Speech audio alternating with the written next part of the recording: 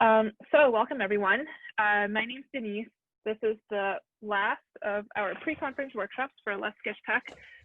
You are here because you've hopefully, well, because you bought a ticket already. So without further ado, I'm gonna kick it off. So this is called Telling Stories with Doodles. This is about a 3-hour-long workshop. There will be breaks in between. Don't worry about, you're not gonna be glued to your screen for 3 hours, I promise. I'm not that interesting. So my Twitter handle is DeniseU21. The hashtag that we're going to be using for both this workshop and for the conference is Let's Sketch Tech. I learned recently that it's better if you capitalize the words in hashtags because that makes it easier for screen readers. So just a pro tip, I guess. By way of introduction, I'm a software engineer. I realized I kind of like drew this character with the same kind of hoodie that I have on because I love this hoodie. I work at GitHub. I kind of see names of some colleagues in the chat, so it's pretty cool. I work on community and safety at GitHub specifically. So my team kind of helps make the platform more safe and more productive for our communities, which is a lot of fun. I've been drawing for a long time, since I was like a child. And more recently, I've been delivering conference talks, not specifically about tech and art so often. This is basically the one workshop that I'll do at conferences. But I'll talk about distributed systems and other technical fun things at conferences. I don't think many of you were online for the Microsoft Reactor workshop last weekend because we sort of didn't blast that out to conference attendees. But if you were there, there's going to be a lot of repetition. The first 2 hours of this workshop are basically going to be the same as that workshop. So if this is your second time seeing this, then feel free to come back for the last hour or stay on. It's always good to have repetition. So today's objectives, what I'm trying to sort of communicate, with this pre-conference workshops and through the other pre-conference workshops we've been doing, we're trying to give you tools to get the most out of your day next weekend. So by the end of this 3-hour block, I hope that you'll have some new tools to start telling stories, start capturing stories, and to build a little more confidence in your tech doodling skills. Confidence to either, take a technical concept that you want to communicate and capture it, do it slowly at your own pace, or to draw really, really quickly and be able to follow along a real-time conference talk. Regardless of what your goals are, I'm hoping to give you some building blocks towards getting there. So materials you're going to need today. So this is all, we're all going to be, the only thing you need is pen and paper. If you want to go a little more high tech and use an iPad Pro or a tablet, go for it. I'm not going to be giving any specific instructions related to that. So if you go the Procreate route, you're kind of on your own. I can't really stop to help you debug stuff, but pencil and paper, pen and paper actually, not pencil.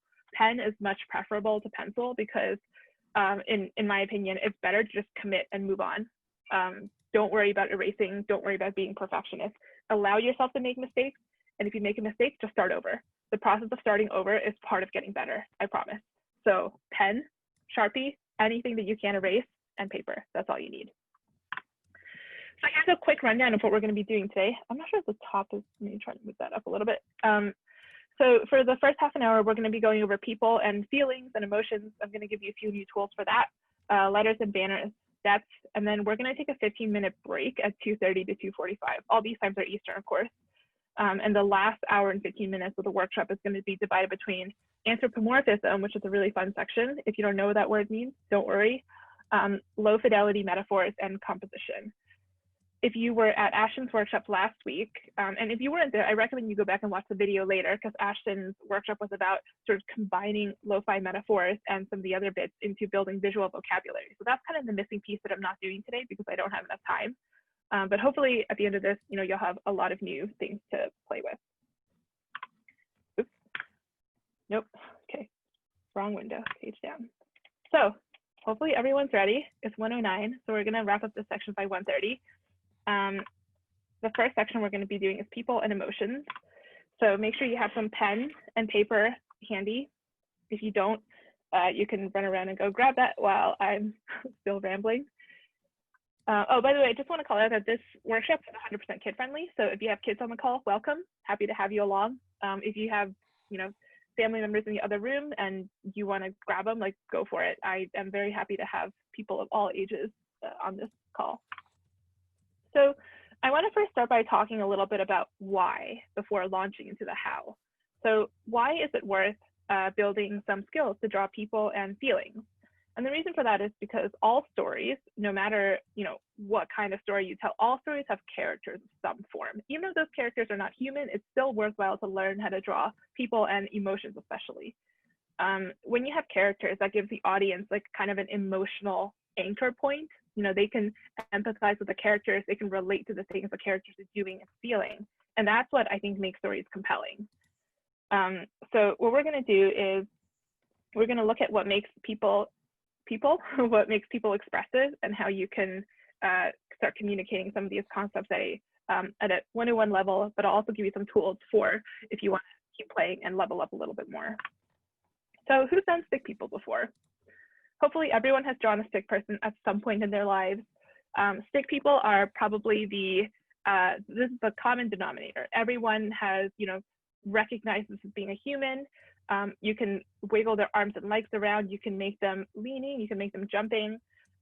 If you only know how to draw stick people and you only want to draw stick people, that is valid. That is a legitimate way to do tech doodling, to do sketchnoting.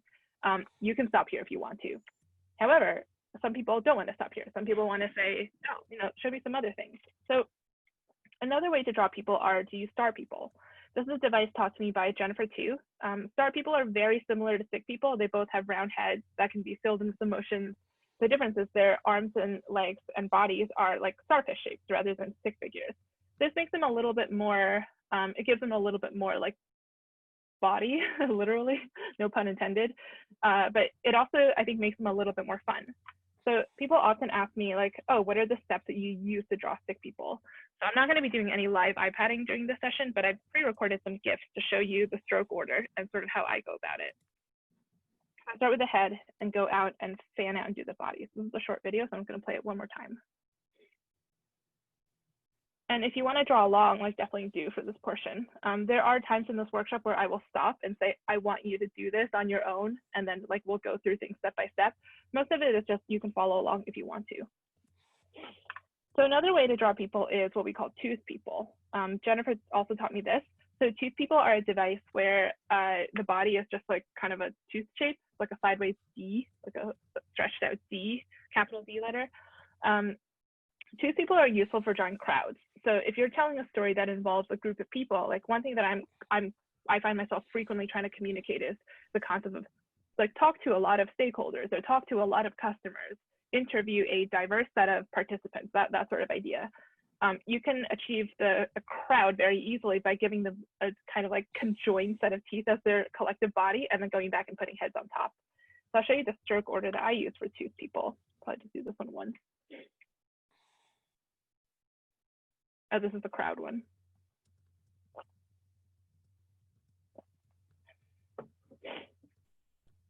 So you can start with the body or you can start with the heads. I think I tend to start with the heads for everything, but the advantage of starting with the body is if you're kind of on a roll with the, you know, like the curves, you can make your crowd, you know, the width of the entire page and then go back and be like, oh, okay, now I'm going to go back and give them heads now that I've, you know, like freeformed it and let my pencil decide how many people are going to be in this crowd. So it's kind of a fun way to do it.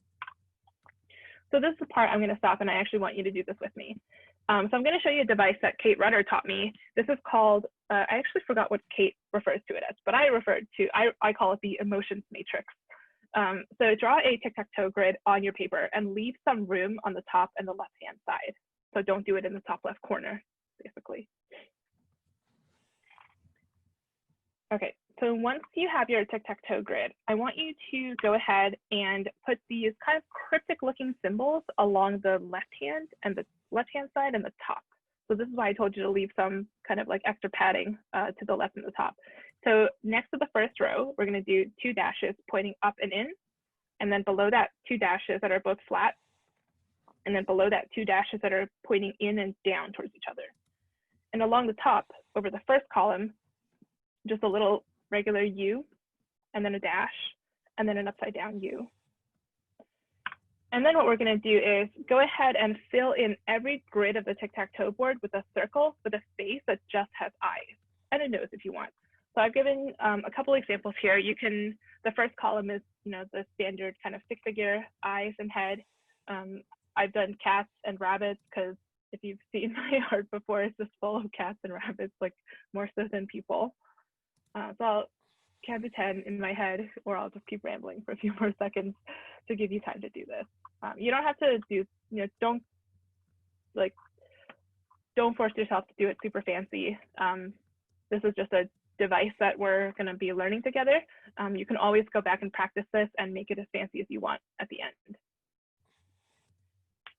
So, also another thing to call out here, I should have said this in the start, but if you want to make your human faces a little bit more accurate, human eyes actually occur at the halfway point, kind of like at the equator. They don't occur in the top hemisphere of the head. And a mistake that a lot of beginners make is putting the eyes way too far up. This is actually something I learned in art classes in high school, but one like easy win, if you want to make your stick figures a little bit more lifelike or a little bit more emphasizable, I guess, is to put the eyes at the equator. So Jen has a question in chat, how do they relate to the symbols? You're ahead of me. So what we're going to do now is the symbols are on the left-hand side are the eyebrows, and the ones along the top are the mouths. So you're going to carry down each of the mouths down through every member of the column.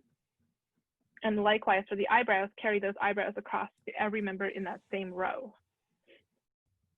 So by combining eyebrow shapes and mouth shapes, here are 9 emotions that are now in your visual library.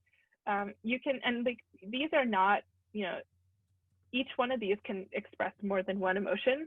You can add words, you can add context, you can add interactions with other people to tell a richer story about what's going on. But they already, we can already kind of connect some emotions to them. Like the top left one, kind of with the eyebrows going up and a smiley face, to me kind of is like someone anxiously smiling. Kind of like when someone asks me a question that I can't say no to, like if my grandma's like, oh, do you want to eat? I was like, well, I can't say no to my grandma, so I'm always going to smile and say yes. And maybe the top, the bottom right one with the eyebrows going down and the sad face, like that's someone who's really angry or they're really disappointed or something. So this is the emotions matrix. Thank you, Kate, for teaching it to me. So definitely play with this and see how much mileage you get out of it. I still get a lot of mileage out of it. So a couple more things I want to show you about humans. So with stick figures and tooth people and star people, the common thing is that their heads are circular. Their heads are spheres in every single case. So people sometimes ask me like, oh, but like, I don't just want to draw people staring dead forward all the time. I want to be able to, draw them interacting with their environment, like looking around a little bit. And so here's a trick for doing that. Imagine you have like a cantaloupe or something, and you're slicing the cantaloupe into vertical slices. The lines on the cantaloupe would look something like this, right? And if you ever look at a globe, like the north-south, what is it, longitude? I think it's longitude. Longitudinal lines look like this. So if you want to make someone looking stage left or stage right, all you have to do is think about where the vertical axis currently is. So if your person is looking straight forward, the vertical axis is straight down the middle. But if they were facing a little bit to the left or the right, the vertical axis would shift along with all of their features. So that like center line where the middle of the mouth is and the center point between the two eyes is now one of the curved lines. So now this person is looking kind of stage right for them. This is called 3/4 perspective. It's really, really useful. I draw things in 3/4 probably more than any other perspective. Another thing that you can do here, and don't worry, like I'm going through the slides a little bit quickly. The slides will be posted. The slides actually are already on my website. I'll give you a link for it at the end for the practice portion. Another thing you can do is, in addition to playing around with the vertical axis, is you can play around with the horizontal axis. So imagine that the face features are one cluster, like you sort of, drag select a cluster of elements inside of like Keynote or inside Google Docs or whatever, and you want to move them all together. So that's the idea of what's happening here. Shift the entire feature set above the equator or below the equator. And that kind of conveys the sense of a person looking up or looking down. You'll see this device used, by the way, there's like a webcomic that's not entirely age appropriate, but Cyanide and Happiness uses this device all the time in their drawings. So my tip here is so oftentimes you'll probably want to draw people having a conversation or interacting with each other. My tip is always use 3/4 view over side profile. The reason is because 3/4 view gives you the full face to play with. And there are some edge cases, like, if you know the emoji that has like one eyebrow up and one eyebrow down, like asymmetrical facial expressions can't be done in side profile because you can only see one side of it. But also, people just like, it's just nicer to see the full face and see the fuller range of emotions in 3/4 profile. 3/4 profile communicates exactly the same concept of like these people are having conversation as side profile does. So if you can buy yourself some extra emotional range, then use that option rather than side profile. Another thing to sort of like point out here is there are a lot of parallels between, if anyone like goes to theater or participated in theater in the past, there are lots and lots of parallels between drawing and theater. So these characters, like if you notice that in theater, actors don't turn their back to the audience and they try to like keep as much of their front to the audience as possible. That's an important part of being able to relate to your audience and being able to like show as much body language as possible. So the same principle is true when you're drawing people and emotion, when you're drawing people and trying to express emotion. So I have a bonus module here because we have a little bit of time. People often ask me like, oh, like, well, maybe they ask you more than this because Goo's drawings are way more adorable than mine, but how do I draw cute things? Like I want to learn how to make my people cuter. I want to learn how to make cats cuter. And so here are a few tips and tricks that I've learned over the years and also sort of learned from studying cartoonists. So generally, the reason why human beings find things cute is because their heads and bodies are very close to a 1-to-1 ratio. So kittens have huge heads compared to their bodies. And as they get bigger, their bodies get longer, but their heads kind of stay the same size. The same is true for human beings. Children have larger heads proportional to their body. So if you want to, like one really cheap way to get cuteness is just to make the body smaller or make the head bigger. Of course, there is a limit. Like things get kind of weird after, to an extent. Like the Powerpuff Girls, for example, that's a really good example of a cartoon that, like they are gunning, like the cartoon is just gunned for this idea of cuteness. Their heads are bigger than their bodies, which I think is a little bit too far. I think that they look a little bit weird, but it's a style. A couple other things within cuteness are thinking about the spacing of features. So generally, like cute things have faces that are clustered together. This is true for kittens and puppies and like all baby animals, baby humans. Their features are small, they're close together, they're closer to the center of the face. If you have like eyes, like wide and like huge mouth, it kind of looks like a balloon in my opinion, like a smiley face balloon here. In terms of eyes and mouth spacing, this is kind of down to personal preference and maybe inspired by like how much anime you watch growing up. But I think things are cuter when their eyes are further apart, when you have like spaced far apart eyes and a tiny mouth in the middle. But you can play around with different things, like try putting the eyes close together and a tiny mouth. Feature sizing is definitely like a strong indicator of like whether whether most people will find something cute or not. And the final thing here is the size of the forehead. So when you hear people talk about like, oh, that girl is really baby face, or this person looks like a baby, what that usually means is a person's forehead is really large because babies have large foreheads. So humans like associate that quality with looking youthful and looking childlike. So baby animals tend to have more forehead space, which means that their features tend to be closer, like further south on their heads. I know that earlier I showed you that you can make people looking down by shifting everything to the southern hemisphere. So to differentiate between like whether something is intended to be cute or whether something is just looking down, it all depends on context, I would say. Like if you want to clearly draw someone looking down, give them something to look at on the ground, or give them a story like, oh, they're looking down because they're depressed, so maybe draw a rain cloud or something, or write like, give them a speech bubble, thought bubble, that sort of thing. And if you have multiple scenes with the same characters, like if something's supposed to be baby face, give it consistently a large forehead, no matter what direction they're looking. So I'm going to pause here on content delivery. We're going to get caught back up. So we're going to start the next section at 1:30.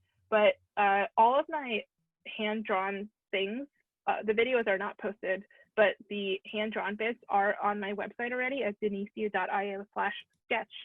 So if you want to go back and look at things slowly, you can go there now. Also, this whole deck is already up, but if you don't want to like spoiler yourself or whatever, if you want to just follow along, you can look at the deck, or you can just stay in the Zoom call. So I'm going to stop talking. and look at some questions. Do we have any questions? If you have questions, put them in the Q&A. We'd love to hear how it's going, what makes sense, where you're having challenges, what's surprising, things like that. Help us know kind of how it is going for you. So is it that we're taking 5 minutes to just do some drawing? Okay. Yeah. So 5, yeah, like we're gonna do this until the bottom of the hour. That is 30 minutes past. And if you need to get up for a minute, please do that. Do you have a favorite pen? Hey, Denise. I have opinions on that. I'll talk it and then I'll type it as well. So my favorite pen is Pilot brand pens. So this Pilot Precise V5.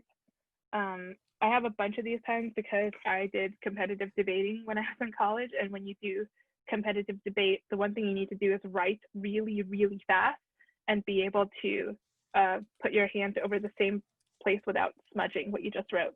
And Pilot V5s and V7s are the one pen that I found like has performed better than any other pen in that regard.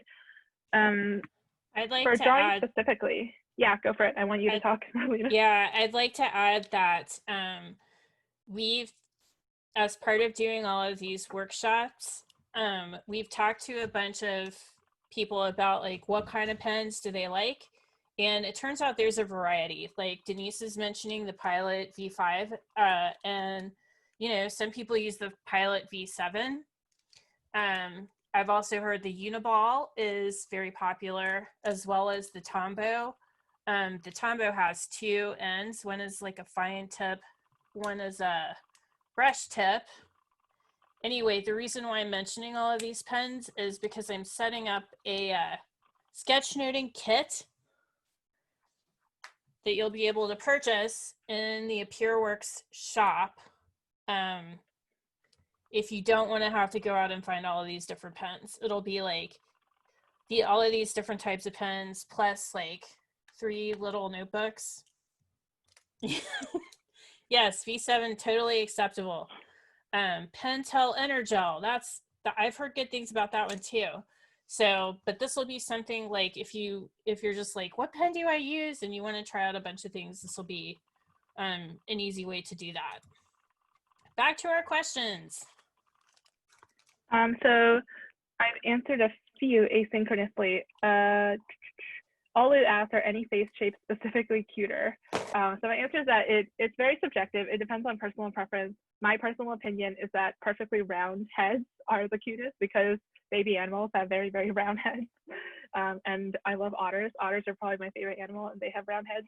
So, but it's like people have different opinions on this. I don't know if any resources, like I kind of just made up this stuff. I'll dig around later and see if there are online tutorials about like expressing cuteness. Liliana asks, what about the coloring? I have one. I'm going to go grab my book that I think is really good at helping people do cute things, and I'll be right back. Okay. Liliana asks, like, do you have any coloring pens you recommend? So I actually do all my coloring digitally, and I have for the last 1.5 years or so. I bought a Wacom tablet before I got my iPad, but I know that doesn't answer your question. So I'm kind of a brat when it comes to like my pen. So I like Copic markers, which are alcohol-based coloring markers. They're really expensive though. So a lot of times I've gotten them as gifts because people at, my colleagues at my last job knew that I loved coloring. So anytime I collaborated with them or something, they would like ship me a pack of Copic pens, which is fantastic. So I'll type that out as the answer. If anyone else has like more affordable coloring options, like please do put those in chat because I want to learn as well. Oh yeah. Okay, so this set is something that has helped me a lot with cuteness in animals and characters. This is Let's Draw by Sachiko Umoto. Yes, maybe I was a little inspired for the name Let's Sketch Tech by this set. And it actually is a set. I got this at Kino Kuni?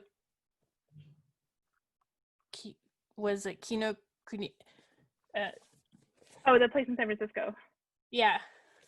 But Japanese bookstore. Yes, that one. Thank you, Michelle. Kinokuniya. Kinokuniya. Yes, thank you. It's okay to laugh at how I pronounce it. But it has a book, and it also comes with a pad for drawing. So it's a wonderful set. And this book in particular, she is drawing cute things. So how to draw, and she does like how to draw faces and different expressions. She also does a whole bunch of different types of animals at the back. And so I found this one particularly helpful. I might put this up in the shop too to be helpful. Awesome. So let's do the next section. The next section will be less jam-packed. We'll have more time for Q&A at the end, I promise, because we're not starting with a whole bunch of intro fluff again. So thank you for all your questions. Please keep them coming. I know we haven't answered everything. I'll try to catch up with them at the next content break. And please do keep putting resources and links and recommendations into the chat. I'm honestly just loving learning from you all. Like, I don't really use, I was telling Marlene in the beginning, like, I'm kind of illiterate when it comes to drawing books because I've just like figured things out on my own since I was a teenager. I've never looked at these books, and it's super cool for me to learn about what's out there now. So the second section we're going to be doing is letters and banners. And this is not really about drawing technically, it's about handwriting and sort of framing text, but it's really important. And this is one of the things that really makes, when people do sketchnoting at conferences or on their own time, this is one of the characteristics that makes it jump out and makes it recognizable as being a sketch note, having like a varied set of lettering and bannering on hand. So for this section, all you're going to need is pen and paper. I don't know why I put this slide in every section, because for every section you just need pen and paper. So if you ever talk to a designer, one of the things that most designers are very, very good at is this idea of a visual hierarchy of information. And what that means is you have a different font face, maybe a different size, maybe a different kerning, maybe a different boldness, thickness for your headers versus your subheaders versus your body content. So the same principle you can use the same principle when you're sketchnoting or making a cartoon, like a graphic about some technical concept. Mixing up this, having a visual hierarchy actually makes it much easier for someone to scan your work and figure out what are the main headlines that they're trying to communicate. Imagine, for example, you are making a sketch about something, a technical concept that is like a bounded list of things. Like, for example, the solid principles of object-oriented design, like each of the letters in solid stands for a principle. So if you can write each of those headings in a different font, then like someone who's casually glancing at your drawing quickly can be like, oh, like I know this is a solid principle, that's so cool. So that's kind of what this section is about. So here are some ways that you can vary, you can start to experiment with your own handwriting already. So this is kind of my normal handwriting at the top. You can make your letters taller, you can squash them down and make them flatter. You can also achieve flatness by keeping the same height, but just like going wider. You can mix up case and make it kind of funky. You can try to write in script if you know how to write in script. It took me years and years of practice to get good at writing cursive. But yeah, this is like another, I should have just like combined these two slides. Play with the size, play with the casing, play with the width and height. Another cool thing you can do is you can add serifs. And serifs are, the difference between a sans serif and a serif font is serif fonts have kind of brackets at the end of each stroke. Sans serifs don't. Most fonts I feel like we see on the web today are sans serif, like Arial, Verdana, Helvetica, Calibri, like all of those, like the really common web fonts. Serifs are like Times New Roman, if you remember like using Microsoft Word many, many years ago before the default switched over to Calibri. But Times New Roman, Courier, like those monospace fonts, many times are serif, not all of them. So another format that I kind of developed is, I don't know if there's a name for this, I just call it like droplets because it looks like droplets, but it's extremely similar to serif fonts. The only difference is when a stroke ends in a curvature, I kind of want to keep it, I kind of want the curve to keep going. So I draw it like a curly Q and then fill it in instead of putting a bracket serif on it. So just something to experiment with. I think it looks kind of cool. So here's I'm gonna play a video also at the end of this section. I'm gonna kind of like go through this quickly, but the video will show me like doing the line strokes in a logical order later. So in addition to experimenting with just like the shape of, you know, serifs and size and width, one of my favorite things to do is to copy computer fonts using like by hand. So when I was a kid, I loved this font called Broadway. I had a Broadway musical phase. I think maybe we all did in middle school. But the Broadway font, it is just called Broadway. I don't know. You can probably find it. You probably have to download it these days. I don't think it really ships with many operating systems anymore. But essentially, like you have one thick bar that anchors every single mostly I would use uppercase lettering for this. You can also do block lettering. One way to do block lettering, both like for rectangular blocks and puffy blocks, one strategy is to write the original letter first as you're practicing, like before you get the hang of the shapes. Write the original shape in a lighter color or in pencil, and then do the outline in pen, and then go back and erase the pencil. So here's a video of me writing Beyonce's name over and over again. So the top is just, and I'll play this twice. The top is just my normal handwriting. Oh, okay, and then I should watch this. So this is the process of going and putting brackety serifs on every letter. This is script, and I've gone and filled in some of the vertical strokes. I don't know what the name for this style is, but I associate it with like flower shops. So I think this is like the floral shop kind of like typeface that you'll see on if you send someone flowers and it comes with a card, it'll always be written in this font.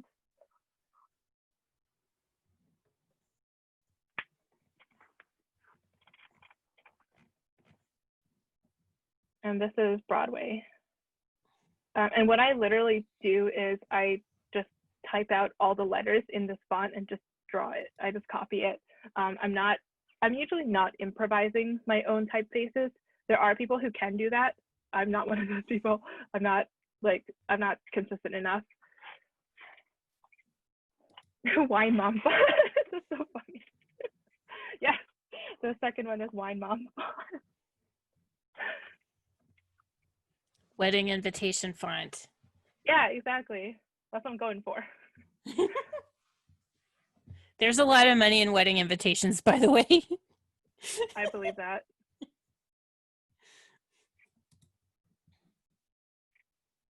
Yeah, so I'm trying to demonstrate the process of putting blocks around your normal handwriting. And I kind of go off track a little bit at the end. Blocks and bubble letters are my favorite. Yeah. I don't think I'm going to play this again. If you want me to play it again, just request in the end, but I'm going to keep going so we have more time for Q&A. So the final thing that I want to show you in terms of fonts is look around and take inspiration from, you know, like there are a million typefaces around us at any given point because of capitalism. But so I really like trying to do things like calculator font, or even like looking at a digital alarm clock and trying to imagine, you know, like you basically have eight, maybe 8 spaces for dashes to go. So how do you make every single letter using just that constraint? You can vary things like what if what if you're not writing on a straight axis? What if the axis is kind of wiggly like a snake?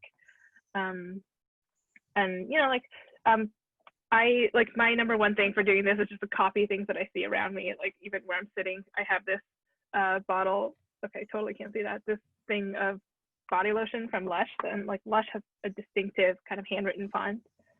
So just have fun with it.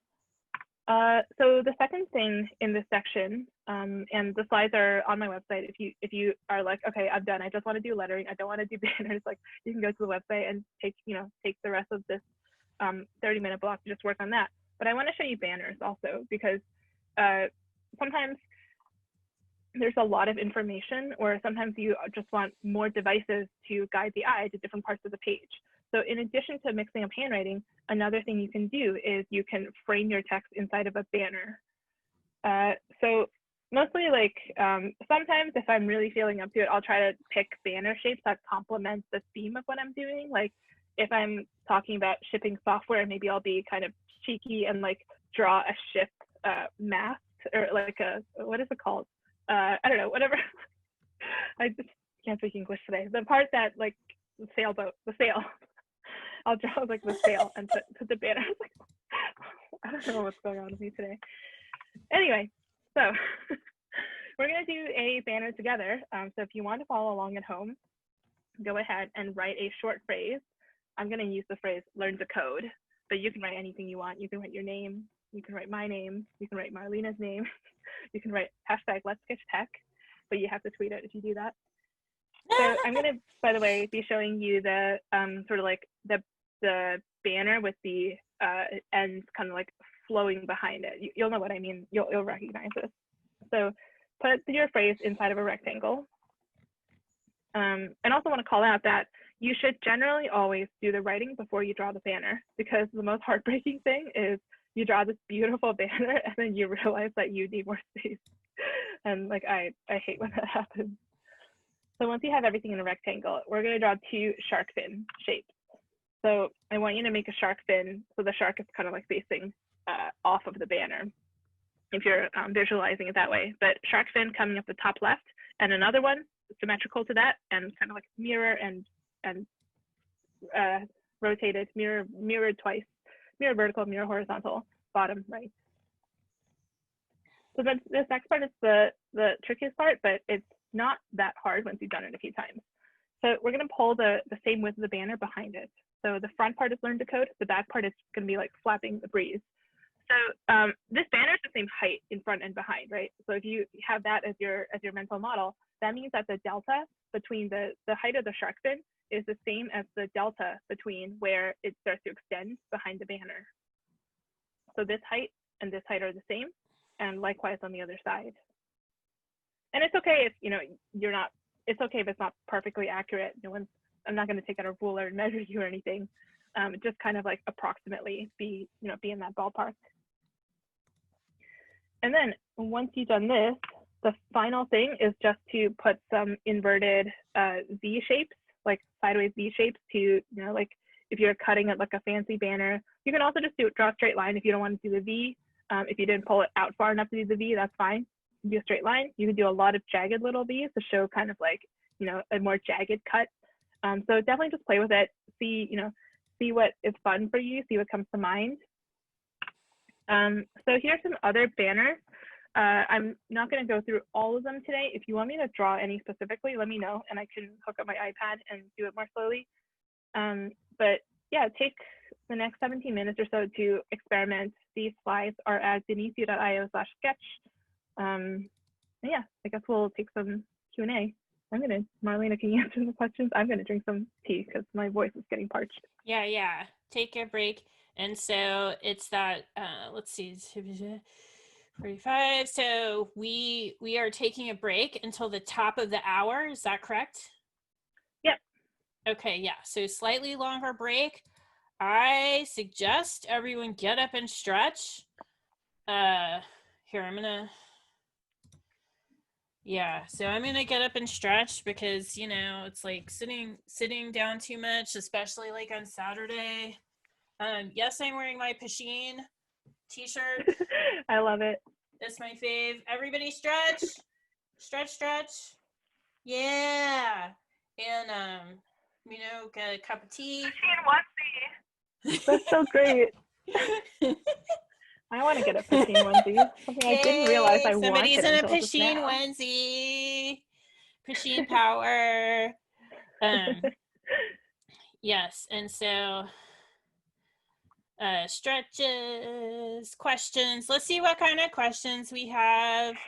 And we have some more chat. I want to see some Pasheens Like, y'all draw some pushings and put it in our Twitter feed. I think that would be fun.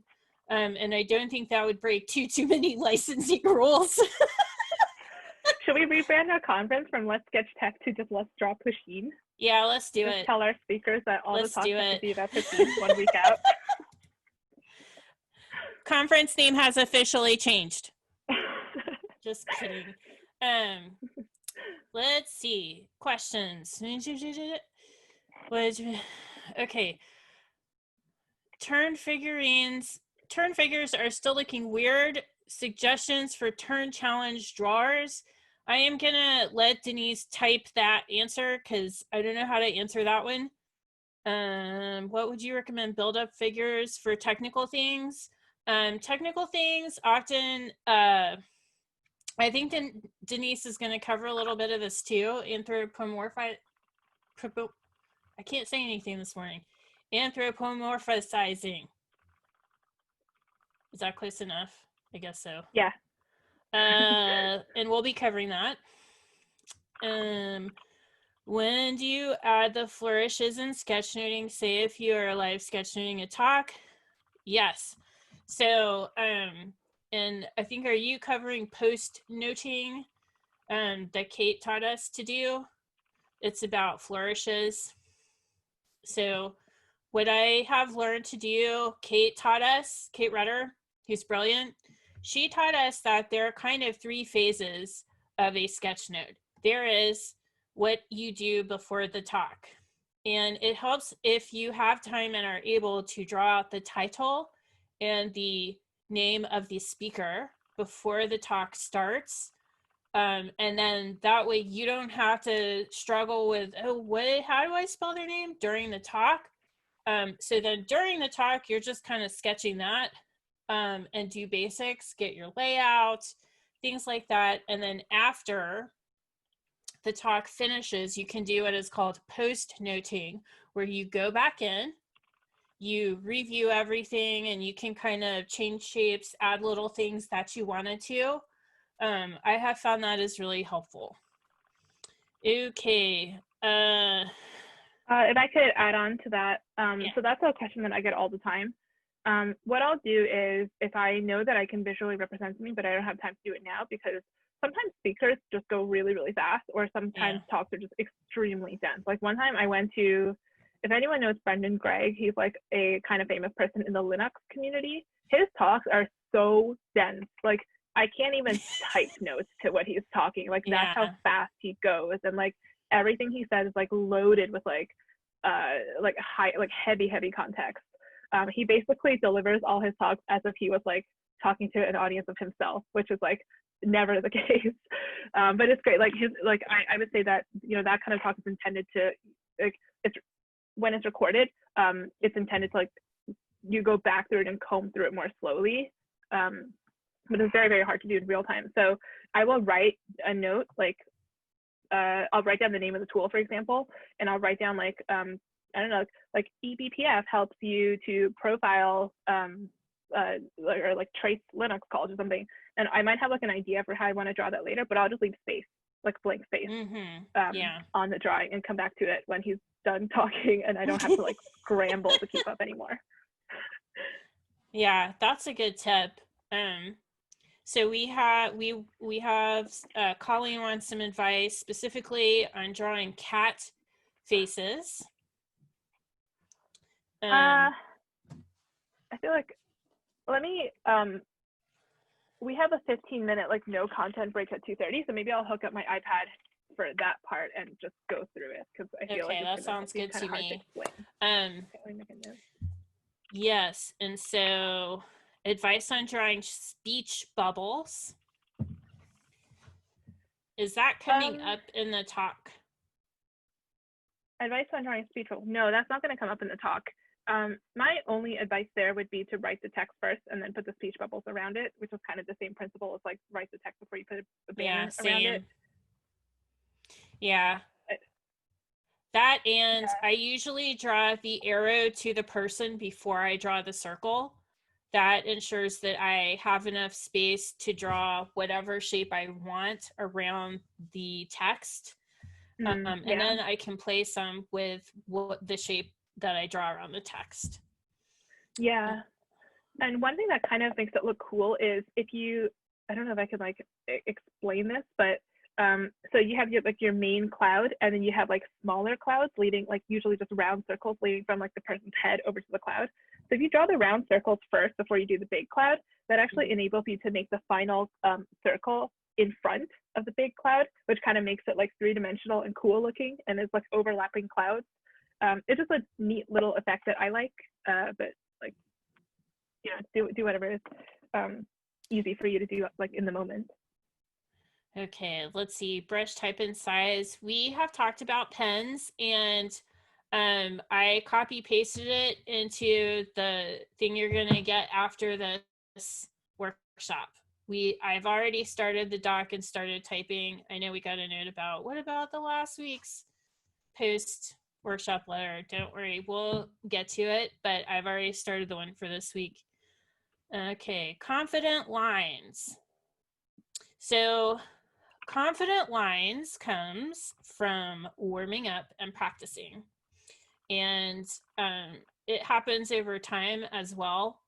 And be gentle with yourself. It's like, hey, I give people points for drawing a line at all. There are some days when I give myself points for just being able to draw a line at all, because there's so much that takes up our brain space during the day. You don't have to make a perfect mark. I think even if you look at Denise's that are on the screen right now, you can see that not all of these are totally straight. However, if you're on the iPad and you're using Procreate, if you draw a line, I think if you wait a second, it will straighten. And so drawing on something digital can assist you in that way, but in terms of like drawing with pen and paper, it's okay. It doesn't have to be perfect. Just keep practicing. Trick to drawing curvy banners. All of mine look weird. I'm sure they all look fabulous. All of them look different and special. And any advice here, Denise? Curvy banners, start with the straight line ones, and then make them slightly, like, introduce a very gentle curve to the straight ones, but like the principle for drawing curvy banners and straight banners is the same. So like start straight, curve them a little bit more over time, like add one curve and then add two, and then and then go from there. But just like try to think of things in terms of, they're not lines anymore mathematically speaking, but think of them as being as parallel lines. Like the space between the top and bottom edge is always going to be the same regardless of what curve it has. Yeah, this is good advice. And drawing banners is hard. Like, I practice, but I still, like, it's difficult for me. One thing that so for those who are into letters and who want to get better at letters, lettering, banners, this is my much loved lettering ledger.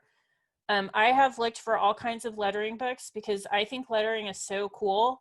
This is the one that I have enjoyed the most, which, well, I mean, I have cute animals on some of the pages, but I have done a lot of practice. Here's my flourishes. And this book is set up in such a way to be like a workbook. And so it will take you through all kinds of different things, including banners, which, let me see if I can find that real quick. This is one of my sketch notes that another one I did. I can't remember which conference this is for. But that has like a section for banners, ampersands, how to draw ampersands. Yeah, like here's my banner practice. So if you look at this page, you'll see some that are pretty nice. However, if I go and try to sketch note a banner in real time without an aid at a conference, I have trouble too. They're just hard. Which is, I think that's partly why, like, I bought this and I started taking it to conferences to do my sketch noting, because it has this awesome paper and it has all of these hints. Like, if you want to draw a title a certain way, it has different lettering examples and things like that. And it is just so, it was just really helpful in that way. Notebooks. This is, and I will include the title of this in the follow-up email, the Lettering Ledger. And here, let me type it out real quick. The Lettering Ledger by, who's it by? Mary Kate McDevitt. Mary Kate McDevitt.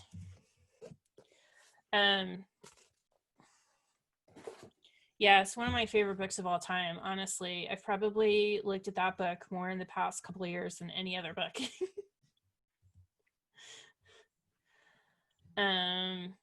Let's see, other questions? Yes, this is good. I hope people are taking a break. 3 hours on Saturday, it's not a trivial amount of time. And in the meantime, I have been creating our YouTube channel, and I'm like adding the avatar so that you know it's our one. Here, this one. Yeah. I'm gonna do this. Done. And now we have a YouTube channel.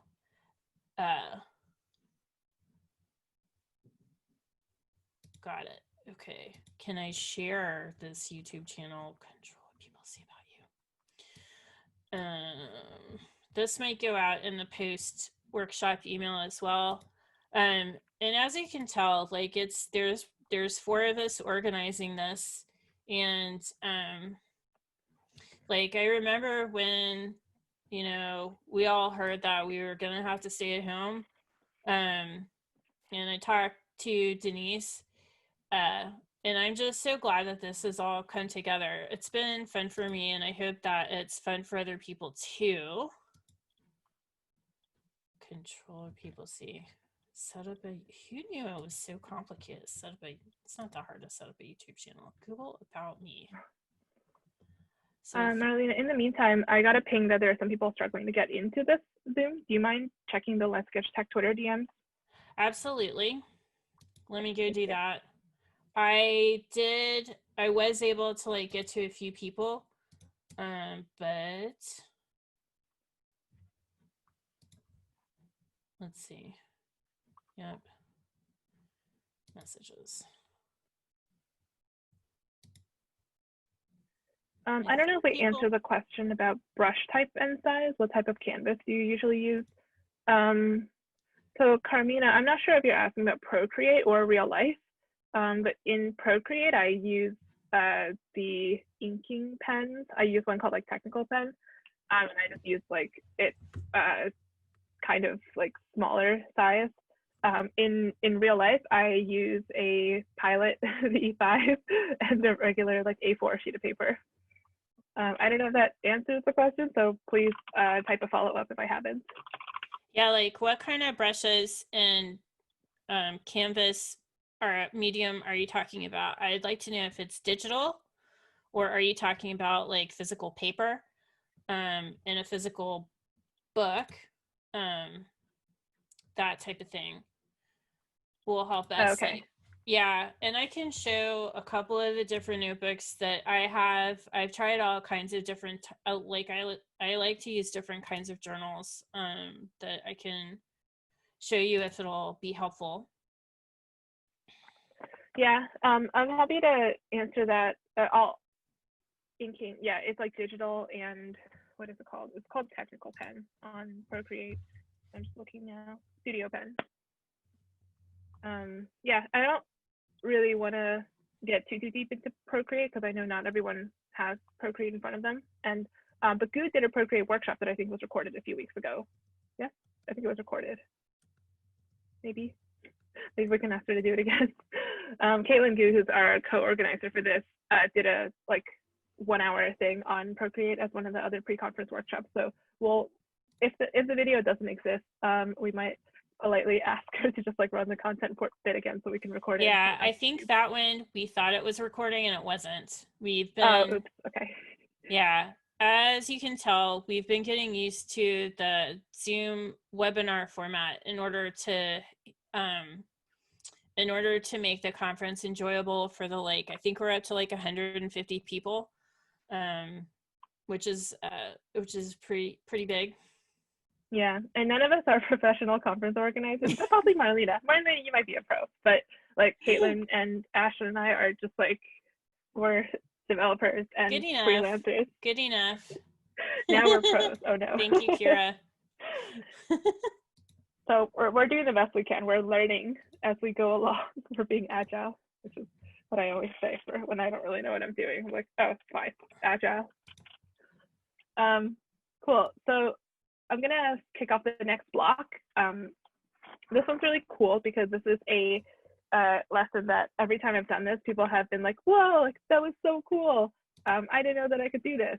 So I'm gonna teach you a couple of simple tricks on how to achieve depth in your line drawings. This will help bring the line drawings to life and give you a little bit more, I guess, like emotional vocabulary to work with. Like once we start playing around with the shadows, you can do things like show people jumping off the ground, and there are, you know, like certain emotions that become available to you if you're, you know, like playing with physical positioning of the whole body, their relationship to objects in their environment, their relationship to other people, and that sort of thing. So I think this section is really cool. I don't think it's going to last the whole half hour, so I'll just like talk at you all for a little bit. We'll do some Q&A, and then in the Q&A section, I will struggle to get my iPad connected to the Zoom call. So welcome to the third section, which is about depth. So for this section, if you have a marker or a crayon or a colored pencil or something around you that's in a different color than what you've been drawing primarily with, go ahead and grab that. If you want to raid your kids like crayons or whatever, like go for it. It's not required though. If you want to just stick to one color, that's also fine. So I'm going to talk for a little bit about the impact that adding some depth to your drawings can have. So this is a drawing I did for my friends at work who work on MySQL, and they wanted a really cute way to like represent the MySQL logo. So we drew this little blue dinosaur holding an elephant with like some, it's kind of in like the updated MySQL color scheme. So I drew them the one on the left originally, and then I made the one on the right so that they could use it for like on the web, essentially, like for Slack images, like Google Docs, whatever.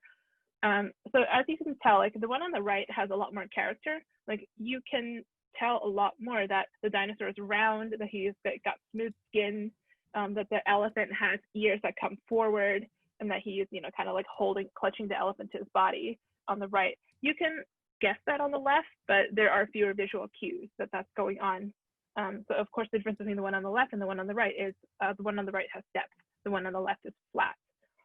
When I'm doing, when I do art like this for people, I tend to give them the flat version and the sort of dimensional version, mostly because when people request logos or like pieces like this, sometimes they want to print it on t-shirts or on mugs or whatever.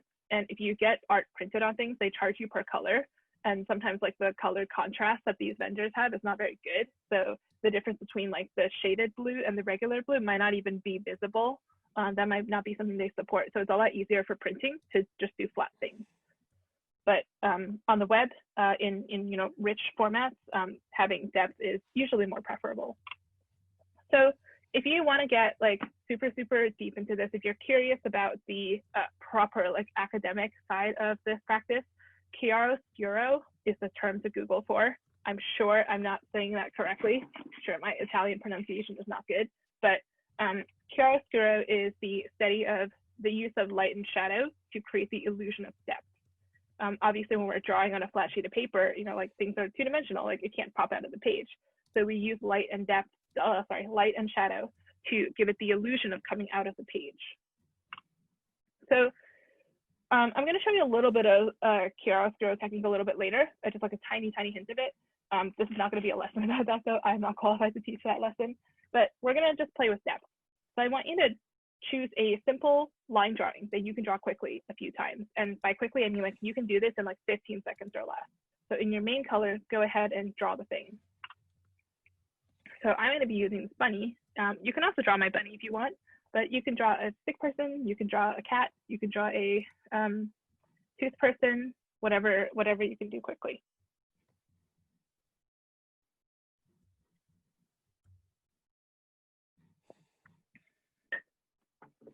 Okay, so now that you have your line drawing that you did very quickly, if you are using a different colored marker or a different colored pen, go ahead and grab that second color. And the first form of shadow we're going to do is we're going to draw an oblong shape touching the feet of the character or the object. If you chose to draw a tooth person, basically the tooth person would just be like sitting in a puddle, which is fine because the tooth people don't have legs. Or you could put little legs on the bottom of the tooth person. So this already, previously this bunny was just in space. Now it's on the ground. Now there is an environment. Now there's like, it could be in a room, it could be outside on the earth. You can start to tell a richer story already just by like this super, super simple oblong shape that hopefully, hopefully this wasn't too hard to do. And I'm going to show you some more tricks like this that will hopefully make you say, wow, that wasn't so hard at all. I can do this because my point is that these tiny little tips and tricks can give so much character and so much more like fun to the things that you already know how to draw. So I want you to draw the thing one more time. So next to this one, draw the bunny again, draw the person again separately.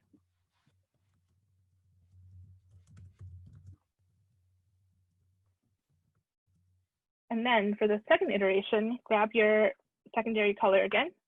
And instead of making that oblong touch the feet, make it detached a little bit from the bottom. So now the bunny is jumping. And as I sort of talked about earlier, when things are jumping in the air, there are certain emotions that you can express with that.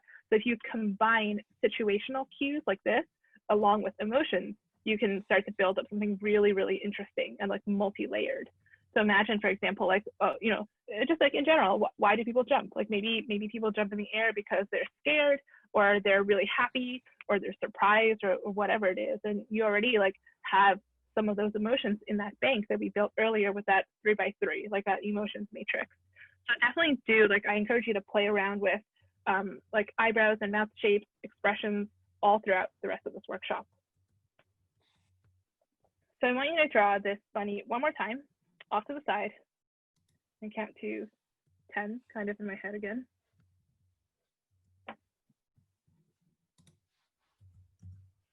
Okay, so with the third iteration of the bunny, we're going to do something a little bit more complicated.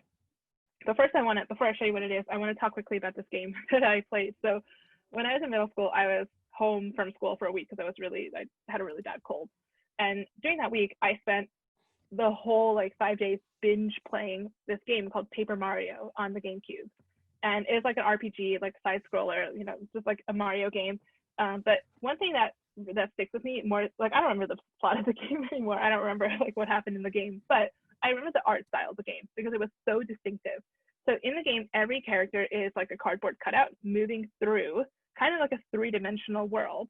And as your character turns around, like during the turnaround animation, when they face forward, you can tell that they are actually flat. So I thought that was like super, super cool. And I just love that style. Because this screenshot is from an updated version of this game. So this is not how the GameCube game looked back then. But you can see like if everyone has a cardboard cutout, then that means they cast a consistent shadow behind them.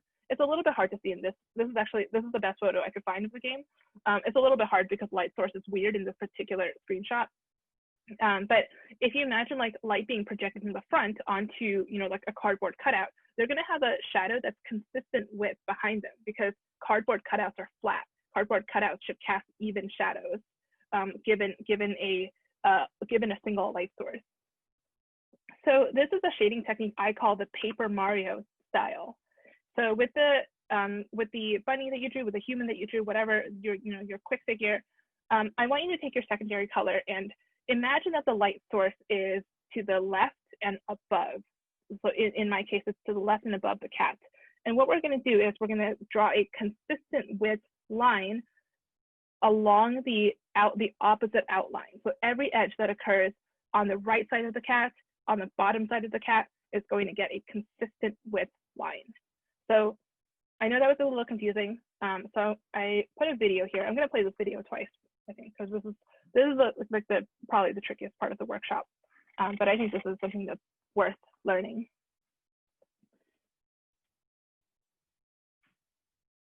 And I kind of like messed up the order of my cat strokes a few times. But I didn't do this perfectly, but I kind of forced myself not to go back and change this because I wanted to make it clear that like when I'm doing this stuff really quickly, I don't stop to make things perfect. The point of this exercise is not perfection. It's communication and capturing like the simplest possible representation. So don't worry if your lines aren't perfect. Like my lines don't even close. My shadows are not even totally consistent with, but it's fine. I'm gonna do that one more time. Let me see if I can, oh no, I can't. There's no like video. I wanted to skip the original cat drawing bit.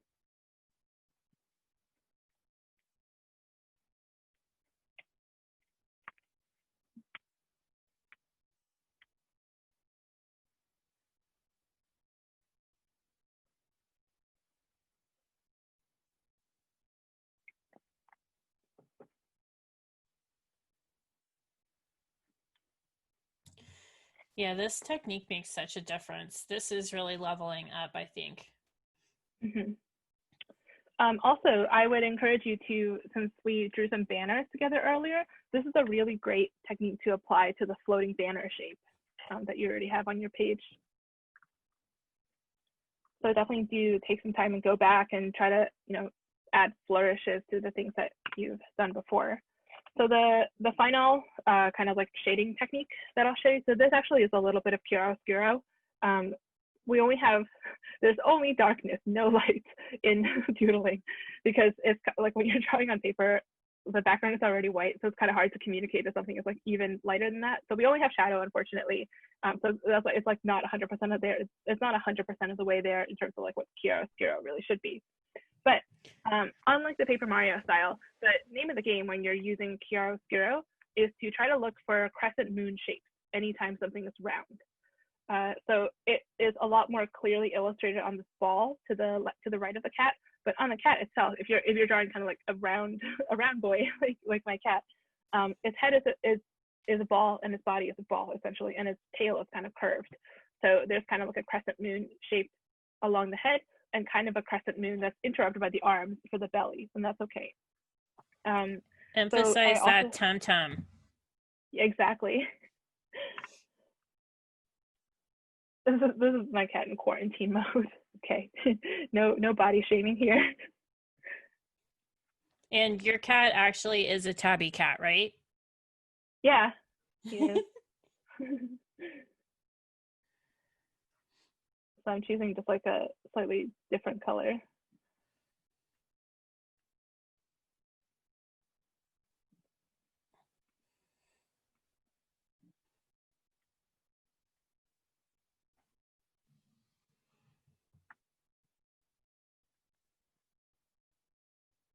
And I think I'll play this one more time. Yeah. So this is tricky. Yeah, I think the repetition really helps for this particular one. Mm-hmm.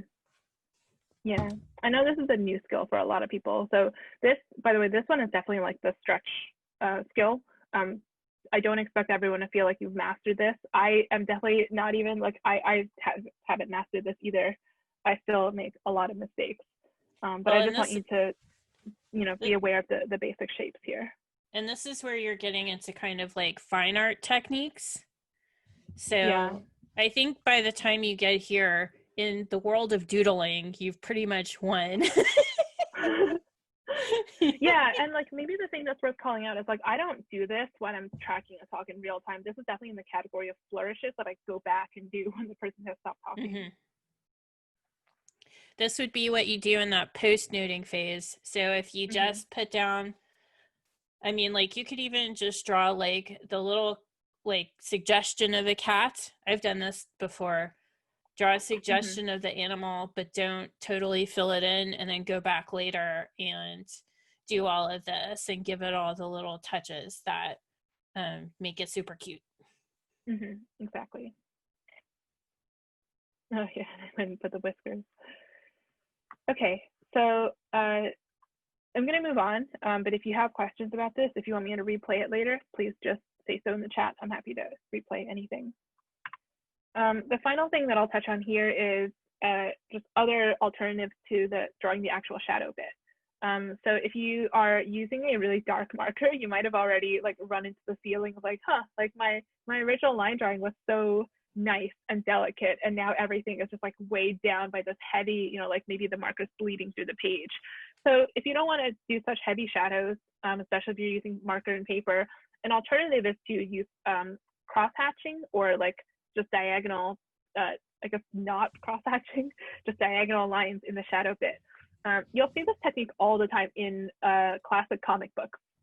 In like Batman and Robin comics, like superhero comic books, they use cross hatching and like hatching techniques everywhere. That's probably where I kind of like picked this up from.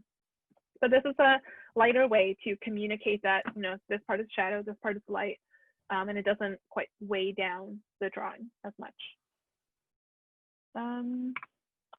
Okay, so here's a quick video. I'm only going to do this one once because I think this one is a little bit easier to like intuit. So here's how I do cross hatching.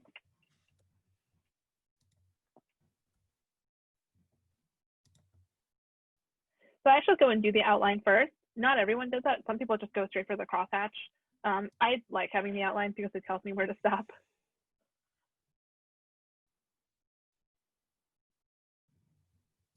And this works no matter, you can like mix and match these techniques. It works if you're using the chiaroscuro style or the Paper Mario style, or like the detached shadow, just like the oblong on the ground. I don't know why I decided to draw a tomato. I think I was eating tomatoes on this day. This is the tomato floating in the air. So yeah, I think that is all the content I have for this section. I just want to acknowledge that this section is hard. Like Marlena said, there are some kind of like going into fine art techniques here. So don't, like be gentle to yourself. Know that these are probably brand new skills for many of you. So don't aim for perfection, aim for comfort for today, if that makes sense. I want you all to feel like relaxed. Sorry? Yeah. Couldn't have said it better. Just get something on the page. Like I don't want anyone to walk away from this workshop feeling anxious or, beating themselves up because they weren't able to do 100%. Like it doesn't matter. Like you've already done, like made a huge stride by being here, and especially those of you who woke up at 3 a.m. in the morning to do this. Or whenever, yeah. Or whenever. It's really important. Like this is, like Nitya will talk more about this during the actual conference, but I find that drawing is a very relaxing activity, and it's something that I actually need to do it more when I'm feeling stressed out, because it's one of those things that goes out the window for me when I'm like already anxious. I'm like, I don't have time for self-care. And I'm like, that doesn't make any sense. But nobody can literally nobody can look at anybody else's sketches. Mm-hmm. Yeah. So nobody's gonna be judging your sketches here because we can't see them. And it's actually, I think, one of the strengths of doing this online is it is just for you. You do not have to share any of your drawings here. Yeah. And this is a good practice.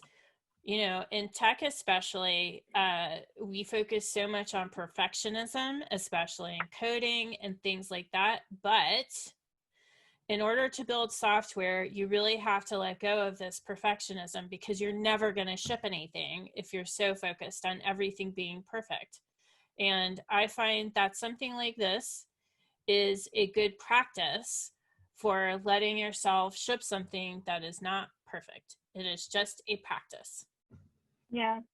And the thing that I found with, so like, I don't want to force anyone to share if you're not comfortable. Like you should definitely only do what you're comfortable with and only share what you're happy to share. But to sort of like, some words of encouragement, I guess, if you are kind of on the fence between like, should I share or should I keep it to myself? I found that like when I first started drawing, like I like personally, I'm not very happy with the first few, sketch notes that I made, but when I put them on the internet, like the reception was overwhelmingly positive. And maybe like, I would love to hear maybe in the comment section from people like Subeksha and Corey, who I know are like, you also publish your work. Like when you post art about tech online, there's so few people doing this that everyone just loves it. Like I've gone to conferences and, had like mixed experiences working in the tech industry for the last few years. And, You know, like not everyone is nice all the time, unfortunately. But what? I wish that were not the case. Shocker. Sometimes sometimes like there are people in this industry who, you know, are like to tear other people down. But when it comes specifically to like producing art, I found that first of all, like the audience that you reach is overwhelmingly nice. Like they're way more nice and way more generous than the overall tech community. And so like I've always had positive interactions when I'm sharing my art, even if I'm not happy with it. Like if I post something self-deprecating, like, oh, I didn't have time, like did this in a rush, people still come back and they're like, no, shut up, like this is amazing, like this was great, you helped me learn something new today. Yeah, thanks, Corey. So Corey also like echoed nothing but positive responses from day one on sketchnotes. Yeah, I think the tech sketchnoting and the tech art community is like so nice and so full of like kind. These are always the nicest meetups. Always. We can like the agile crowd. Yeah. But there are nice people in agile, you know. Yeah. And also like funny story about when we were curating the lineup for this conference, the community of people who are interested in art and tech is also like skews very, very heavily towards non-men and people of diverse backgrounds. Actually, like I like said to Marlena at one point, we need some men. Like we have a gender diversity problem. We only have women speaking.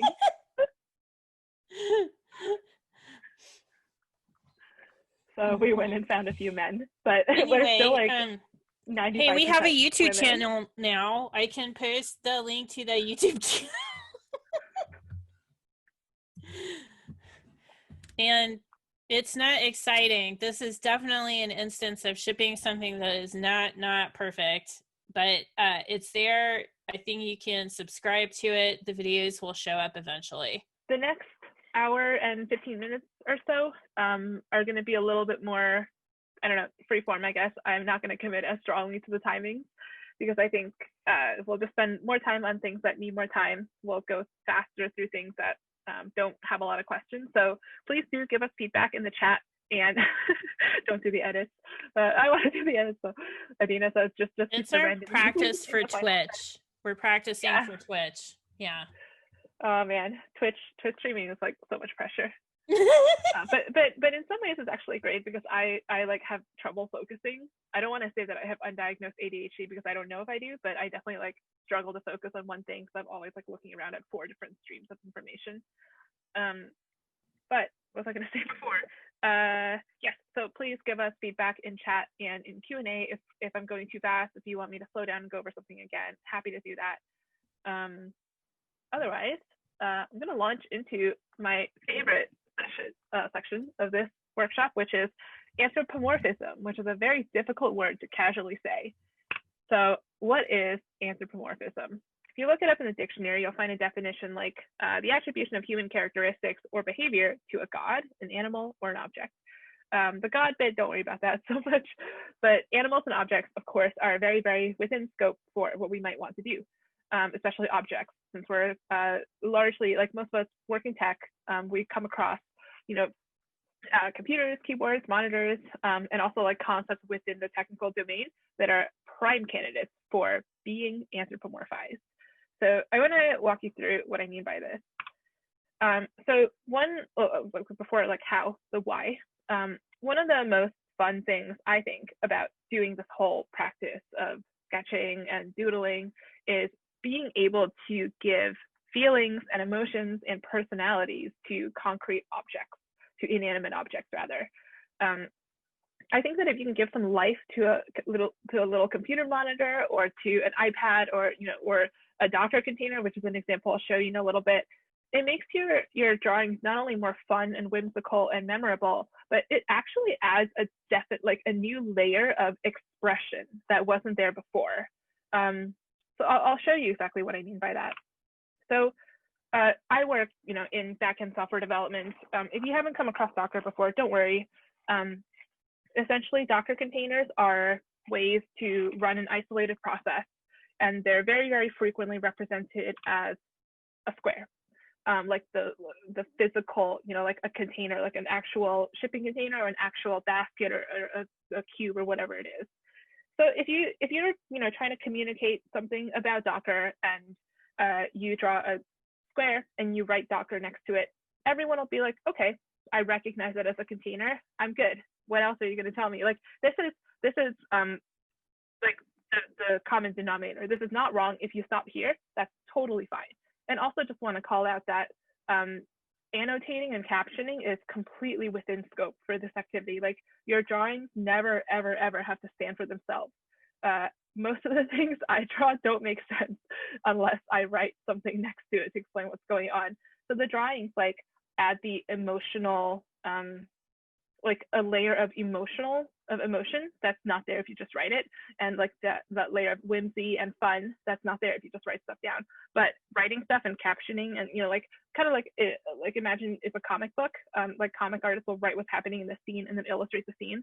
That's kind of like closer to what we want to do, because you still need the text there to capture like the sort of higher fidelity aspect of it. Like if you are drawing a library, you probably want to write down the library name. That's an important resource that someone might want to get more information about.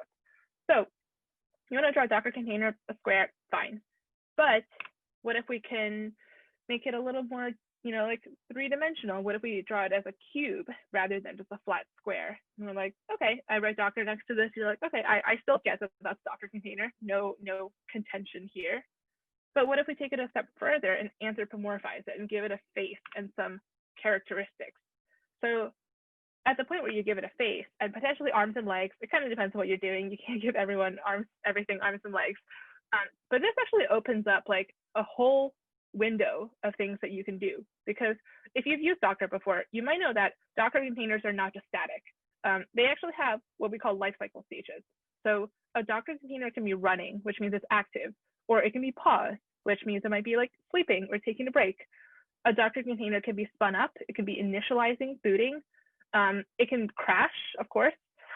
You can kill a Docker container, which is a little morbid, but you can express, the Docker container, being spun down, being decommissioned, all sorts of things. So imagine like all the emotions that you can map onto each of those life cycle stages.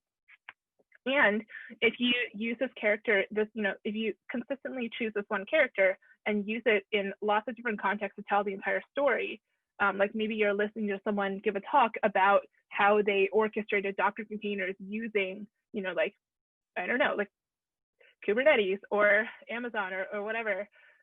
You can represent Docker containers in multiple lifecycle stages by having multiple containers and giving them different expressions. And that's incredibly powerful, because that's like, it's really fun. Yep. Ashley typed exactly what I was thinking, which is like, imagine like illustrating killing containers by giving them X's for eyes. Like that's kind of universally understood as something that, is no longer alive. That kind of idea. So I hope you have a lot of fun with this. I'm going to go through a couple of examples. This is going to be kind of a short section. I'm going to leave a slide up for a few minutes to give you some practice, but here's one example that I did last week. So this is, and I also think that when you're practicing this, you don't need to start off with technical concepts. Like just try drawing the things around you. So I was drinking coffee this morning. So I was like, I'm going to anthropomorphize my coffee mug.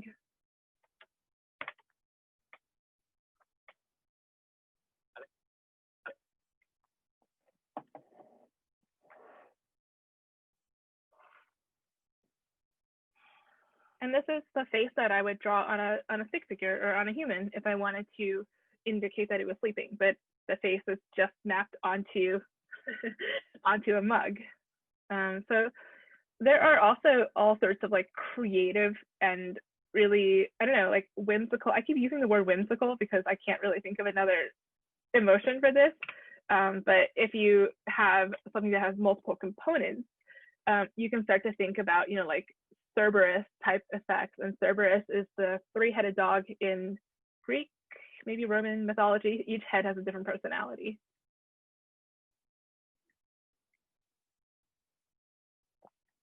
So in this case, I'm drawing an ice cream sundae with 3 scoops of ice cream.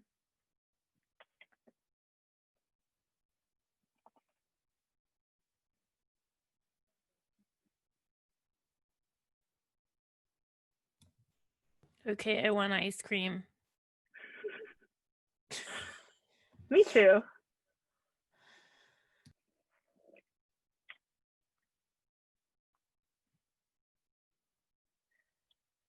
So I'm sure you can imagine, there are all kinds of objects in whatever domain you work in that can interact with each other in this kind of way. Like the last time I ran this workshop, someone drew like a fork and a spoon together, conspiring against the knife. Like sets of things are really prime candidates for this kind of playfulness. Because you can, if you decide you want to tell a story about a cup of ice cream, you can just straight up draw an ice cream sundae, or you can give them faces and make them more memorable and return to these characters multiple times in the course of telling a story, and give them kind of like personalities. So I think this is a lot of fun, and this is I don't necessarily do this live all the time. Usually if I'm doing stuff live, I'll just give it a simple smiley face or a sad face or something that quickly represents like some extra meaning. But this is a great thing to do on your own time, or if you're doing something less synchronously. So I'm going to leave the slide up for 5 minutes to sort of field some questions and give you time to practice. But here's some objects that I just thought of earlier. I encourage you to try to draw simple representations of them, give them faces, give them arms, give them some depth maybe. You can absolutely keep layering on the earlier tools that we picked up in this workshop. And just have fun with it. So the left column is non-technical terms, the right column is more technical terms. But think about, states that these things can be in. Think about how they interact with other objects in their environment. Think about how they interact with humans, and what are some expressions that you can tie to each of those interactions. So I'm gonna stop talking so much. Please do put questions into the Q&A and into the chat if you have any. If you don't have any, then have fun and draw and anthropomorphize for a little bit.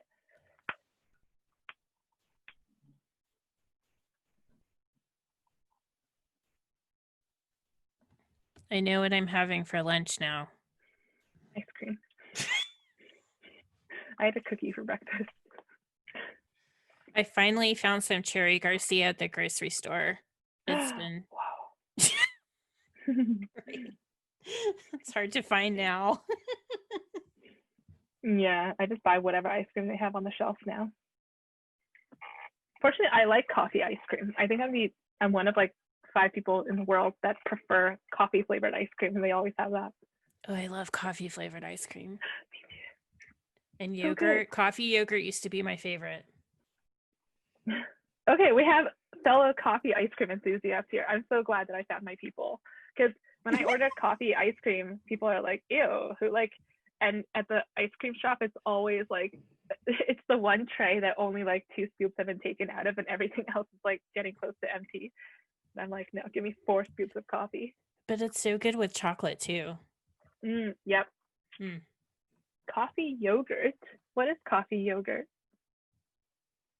Is that a thing? Like Dannon makes the coffee yogurt, and I don't know if they still make it. I don't eat yogurt as much as I used to.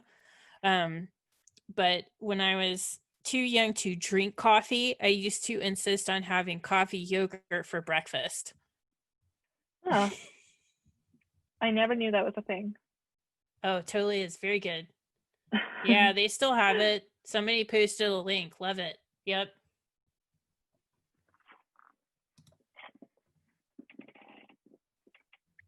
I can't wait to see what I would like to see these posted on Twitter or elsewhere.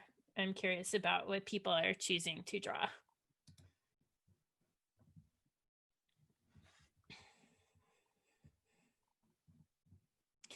And looks like we have a couple more minutes.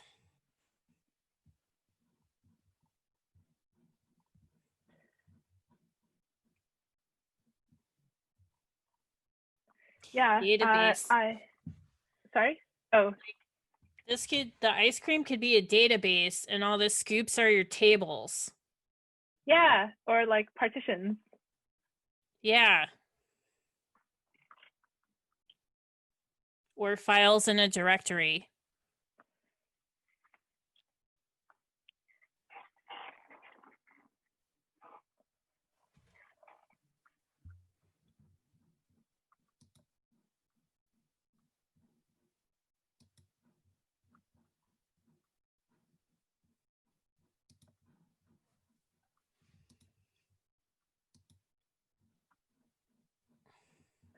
So for people who have requests for things to draw, I think it's actually going to be kind of awkward to like sneak in iPad demoing in the middle. So what I'll do is I'll hang around for 10 minutes at the end of the workshop. So if you have specific things that you want me to like show how to draw on the iPad, just stick around for like 10 minutes and then we'll end the Zoom.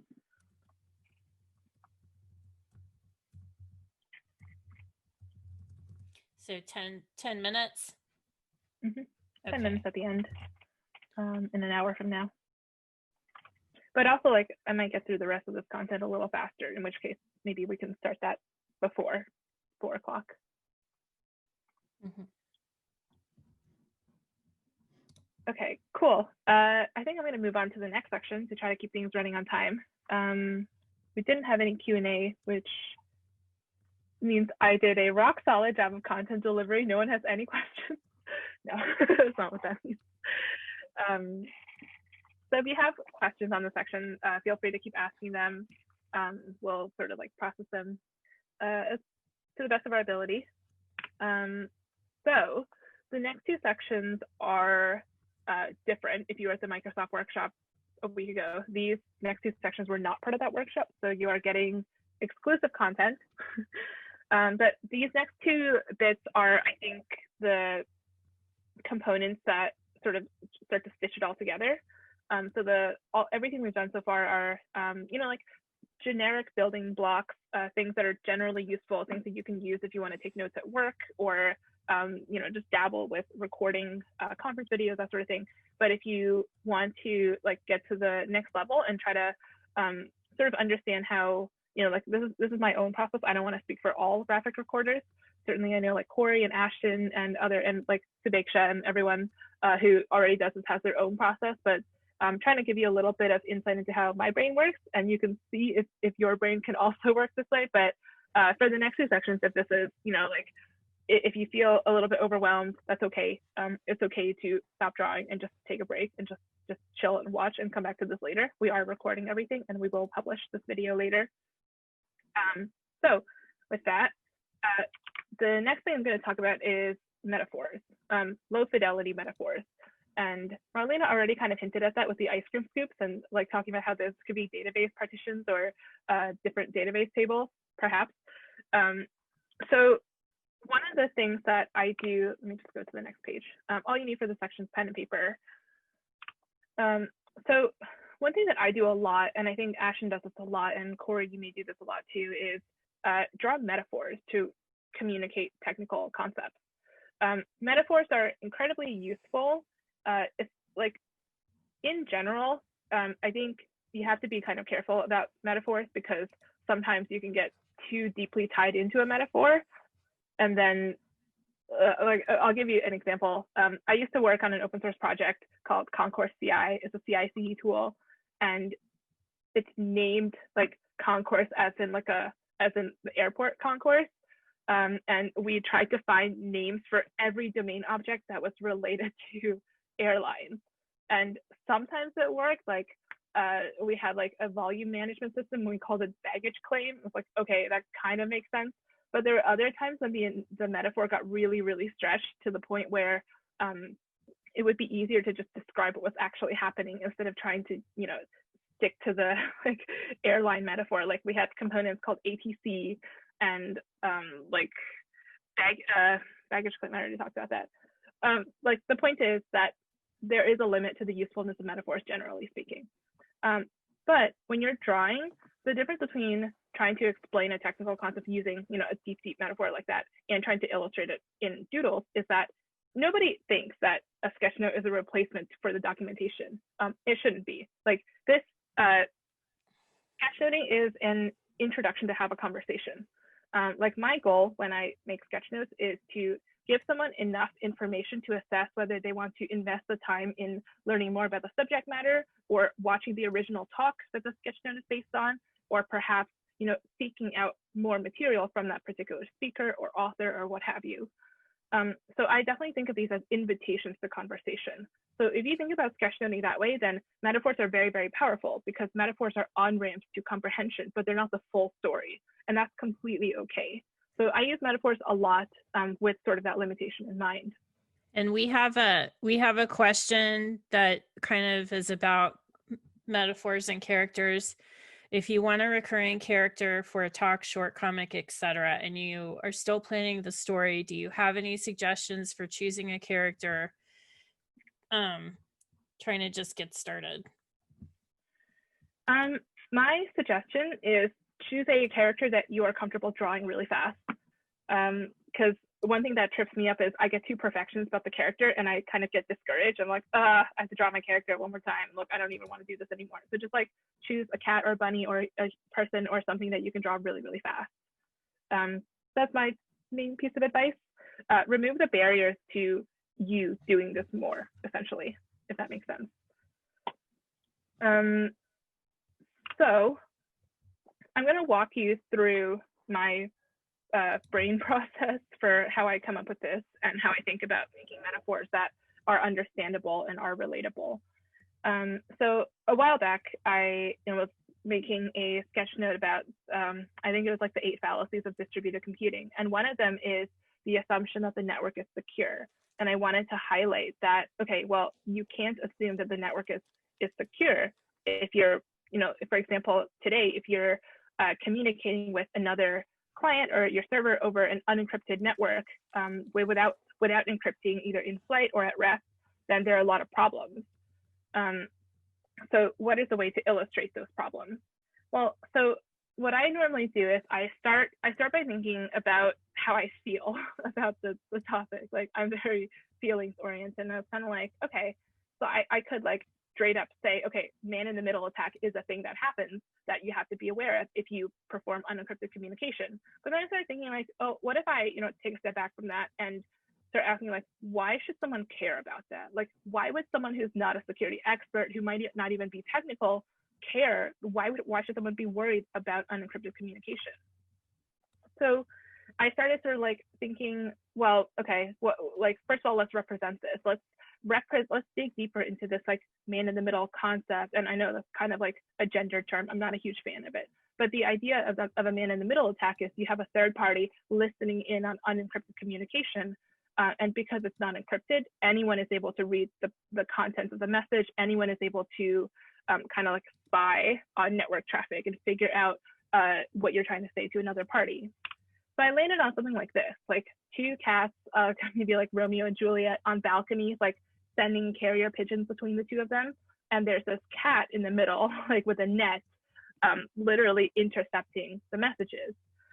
So another detail I added is I played with the, monster in the middle. I love that. Thank you, Andy. Okay, I'm going to start using monster in the middle from now on. I also played with the color of the envelopes to show that like they expect, the cats are expecting light green colored envelopes from each other, and the pink cat over here received a dark blue envelope, and the pink cat is like, oh, what is this? This is not, this is not the shape, the format that I expected.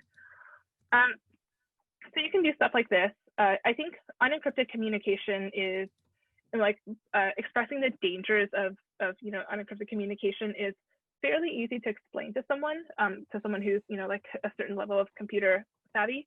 But one day, like this is another example, probably like a year and a half or so ago, I used to work at Pivotal, and Pivotal has an entire business unit for solutions architects. And what they do is they go on site and they help people migrate their software onto cloud native solutions. And the term that they use to describe this is they call it replatforming legacy applications. So someone from the solutions architect team was like, hey, can you help me create a drawing of this practice of replatforming legacy applications? And I said, Rohit, that's very difficult. Like, we need to sit down and talk about this because I don't even totally understand. Like, I've only, I haven't worked in that part of the business before. I need a little more context. So what we essentially did was we went through this process together. So I had him explain to me deeply the technical idea because he's the subject matter expert.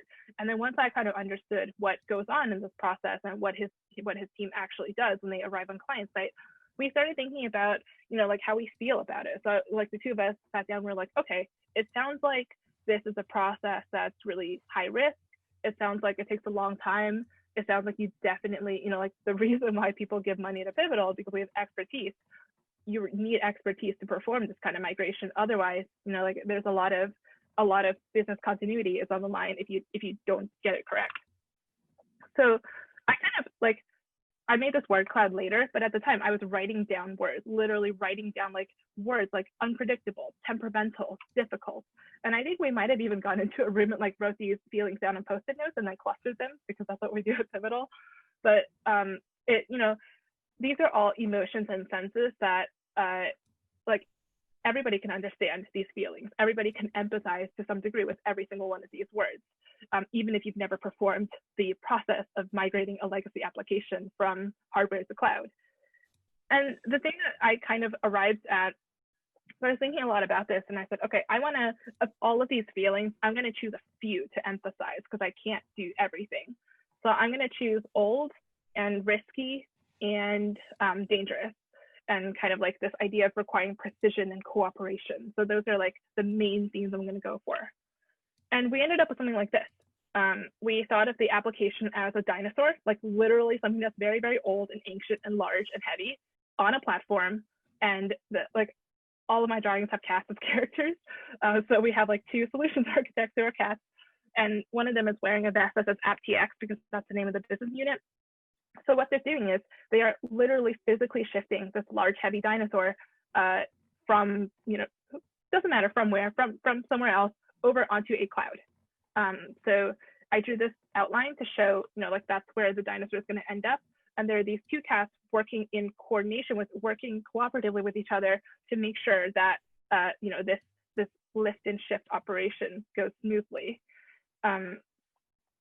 So this, you know, like, I'm not gonna lie, this took a little while to settle on. We went back and forth with a lot of things. Rohit was like, just draw a monolith. And I was like, yeah, but it's hard to get people to recognize this as being a monolith of rock. It's just gonna be like a gray shape. So that's why I went with dinosaur instead. And I also think that it's more fun. Like if you can draw animals to stand in for objects rather than drawing the objects themselves, it can be a lot more fun. And you also, like, I didn't have to anthropomorphize a monolith. I could just draw a dinosaur and give it a smiley face, because I kind of want to be positive. Like, I didn't want to emphasize too much like the danger aspect, because he was potentially going to be showing this to clients. So I was like, let's emphasize fun and like whimsy. So that's kind of what happened here. So for this next part, this is going to be less drawing and more thinking, because I do want you to practice like the sort of like the thinking side of this as well. I want you to just sort of think to yourself about a concept that you learned. So no matter what domain you're in, you don't have to be a software developer, but surely, like, you know, if you've been in your industry for at least, you know, a little bit of time, surely there's something that wasn't immediately obvious to you on day one. And I want you to try to think of something that's abstract, something that would take you more than like 10 seconds to explain to someone who is brand new to your industry.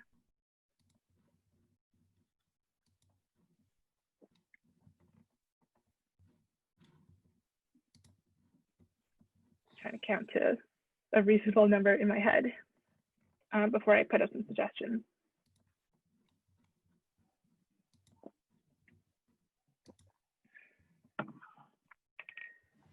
Oh, and you can sell anything with a cat on it. Very smart strategy. That's true. If you want to sell your art, that's a business angle to be aware of. So I wrote down, I made this next slide just in case anyone is stuck. I tried to think of things that took me a while to learn. So this slide is like infused with my biases. The things like, yeah, mutex, Jessica said, that's a great one. I don't think I could explain a mutex to someone who, you know, was on day one of boot camp, so that's a good candidate. But other things that are, you know, I think a little bit intermediate, advanced level are things like PWA, progressive web apps, stream processing, like stream-based rather than synchronous, like, or chunk-based processing, database stuff like sharding or partitioning. You know, most people don't know that from day one. Things like load balancing, polymorphism. I'm not going to read them all and explain them all, but here are, you can steal one of my ideas if you're stuck for the sake of this exercise. So hopefully everyone has at least one idea. If you have multiple ideas, just choose one to go forward with for this exercise. So the next thing I want you to do is write down. So kind of like do the word cloud activity that I did with Rohit, but do it with yourself and whoever. You know, if you're like dialing with someone else, you can definitely talk out loud about this. I want you to write down 10 to 20 words.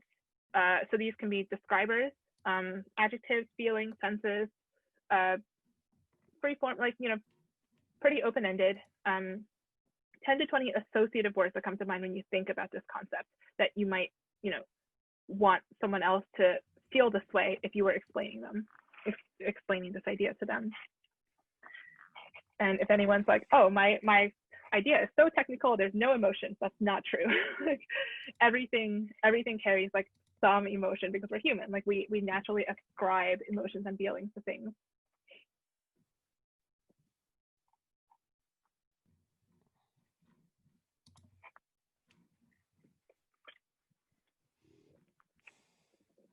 I'll give you a few more seconds to do this.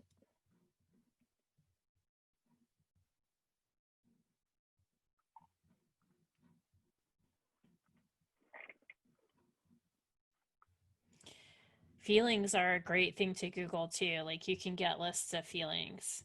And then I know from writing, because I enjoy writing, and part of that is connecting the feeling of something to what the facial expression would be, or an action connected to the feeling. Totally something you can Google.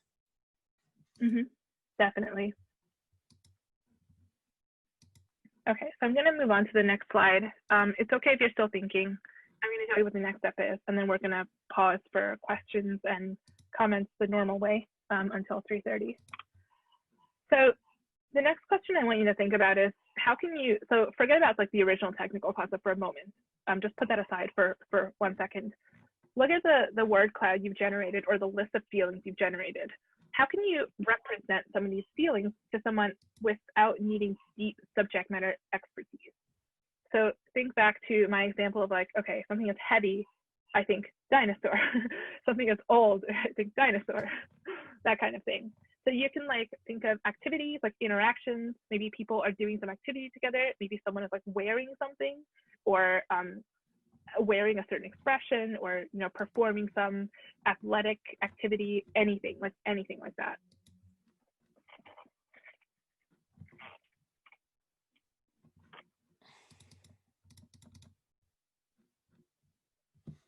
And for this part, just, you know, just jot down some notes, or you can start sketching it if you want.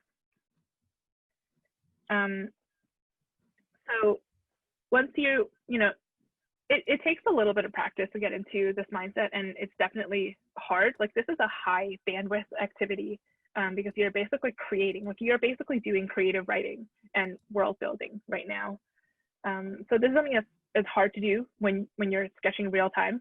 This is definitely the kind of thing that I would leave for post sketching. I would leave space and come back to it at the end if I knew that I can probably think of a good metaphor later on, but just not do it in the moment.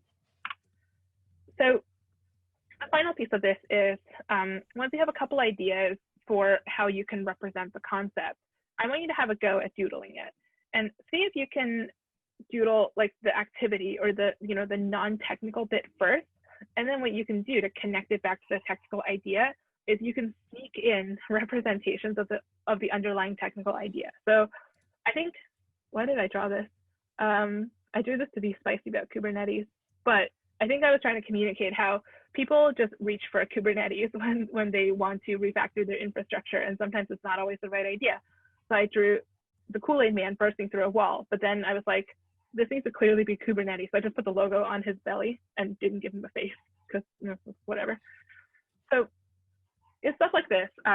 Of course, like what I mentioned earlier, captioning, putting annotations, just writing in words what's happening, that's completely valid. Like I want you to be doing that. So have a go at doodling your first low fidelity metaphor. I know that this part was a little bit less guided. It's a little bit less like I do, we do. This is pretty much all you do. If you've heard like the teaching tool, like I do, and then we do, and then you do. So this part was mostly you do. If this is tricky, don't worry. It's supposed to be tricky. This part is supposed to stretch you a little bit. Do ask questions, do put comments in the chat. We'll be reading them. And I think that is the last slide in this section. So I'm going to stop talking and we're going to take a quick 10-minute breather to answer some questions. We have one about banners that's been hanging out.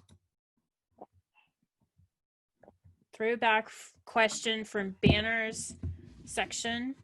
For scroll banners with multiple spans and lines, can you review how to connect the different spans? That might be easier to just demo at the end if you're okay with sticking online for that part. If not, I'll read the question before the demo and then draw it and make sure that we have that as part of the recording. Yeah, we can have, like, if we have time, we can have general Q&A at the end. Mm-hmm. Yeah, I'm writing down notes for what to demo later.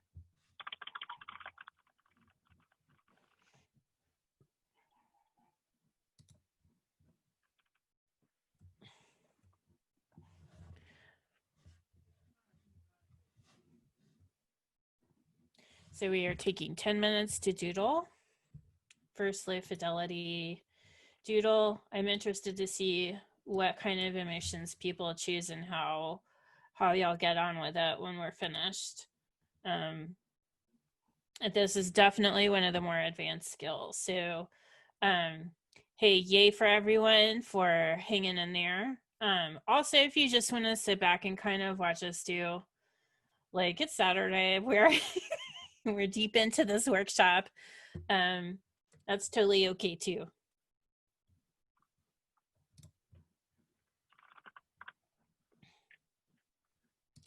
In the meantime, I managed to put this Sketch It kit online in the shop. So if you're wondering what kind of materials to use, this is $24.99. I very unscientifically picked the price $24.99. So you might want to purchase before I add up all the costs and figure out it's more expensive. But this is just like kit with a bunch of different pens and blank books for you to play around with. For folks in the US, I'll try to ship them out to you before the conference next week if that'll help you out.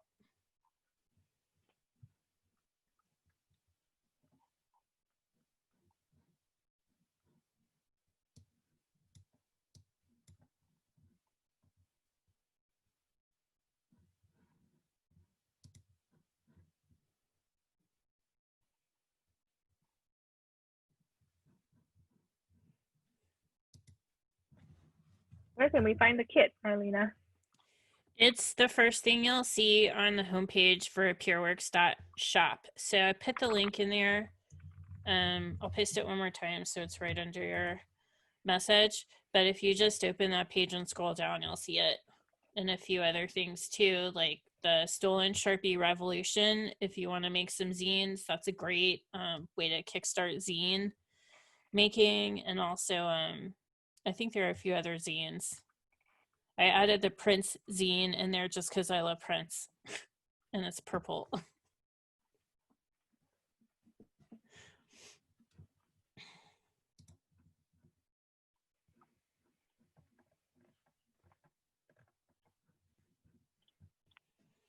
And I can actually show really quickly what the Tombow pens look like.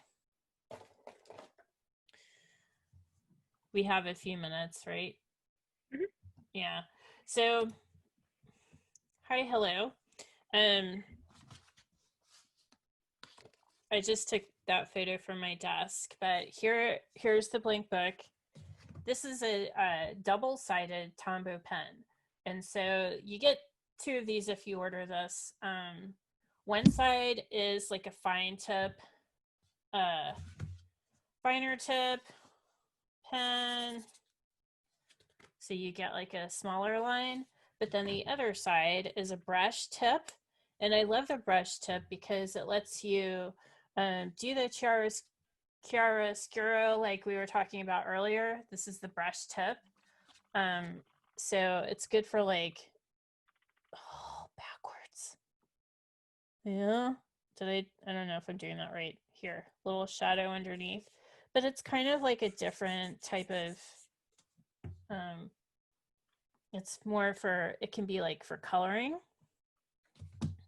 And so you get 2 of these with this. One is a color and then one is a black one. This is amongst all the other pens that I'm including with this. So what else I've got? The Precise V5 Pilot that Denise likes. Also V7.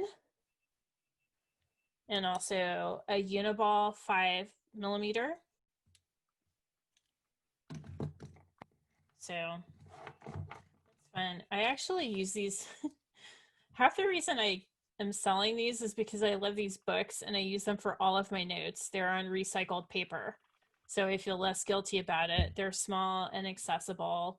And I find that if I'm drawing in something like this, I feel less precious about it because, I mean, I have the fancy notebook too, but sometimes it's like, it's easier to just let yourself go if you're using something that is less precious. You know, it's just sort of simple and small. I don't feel like I have to keep this around as much. And so sometimes that's easier if you're trying to figure out what to, you know, like if you want to feel like, oh, it's okay for me to draw in this, to mess up in this, whatever. And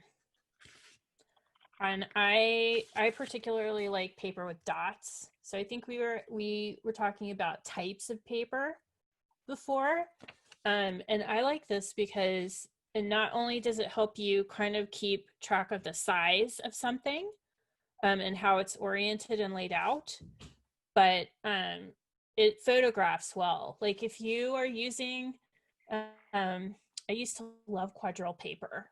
I don't know if anybody else is into quadrille paper, but if the lines are heavy and you take a photograph, then you see less of your drawing and more of the paper.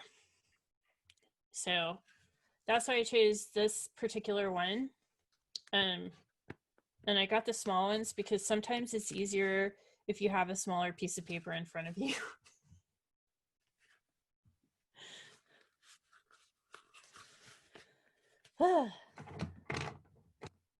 So yes, I see people are getting the YouTube channel. We'll share that again. So if you forget to copy and paste it today, don't worry, you'll see I'm sure you're gonna see that again. Yeah. Captioning, yes, I think we can afford the captioning. I think we have enough people who are saying they'll help us fund it. So I'm sending the email out about the captioning today. That will have. Yay! Yeah. Amazing. I don't know how that how you get the captions onto Zoom though, but we can talk about that more later. There's a setting. Okay. There's a setting. People have done this before. It's going to be, yeah, live captioner. Yeah, it'll be good. Oops, here, check. Sweet. I think I actually want to just jump into the next section so we can maybe start the demo bit before 4 o'clock and still end for 4, if that's okay. If anyone has any more questions on this, please do keep typing them into chat and Q&A, and we will do our best to answer them. Yeah. So hopefully you had fun. If you feel like sharing your metaphors, like please do share those on social, but you don't have to if you don't want to. We don't want you to do anything you don't want to do. So the final section of this workshop is about composition. And I'm also going to end by giving you some ideas for exercises to do on your own time if you want to keep leveling up on this.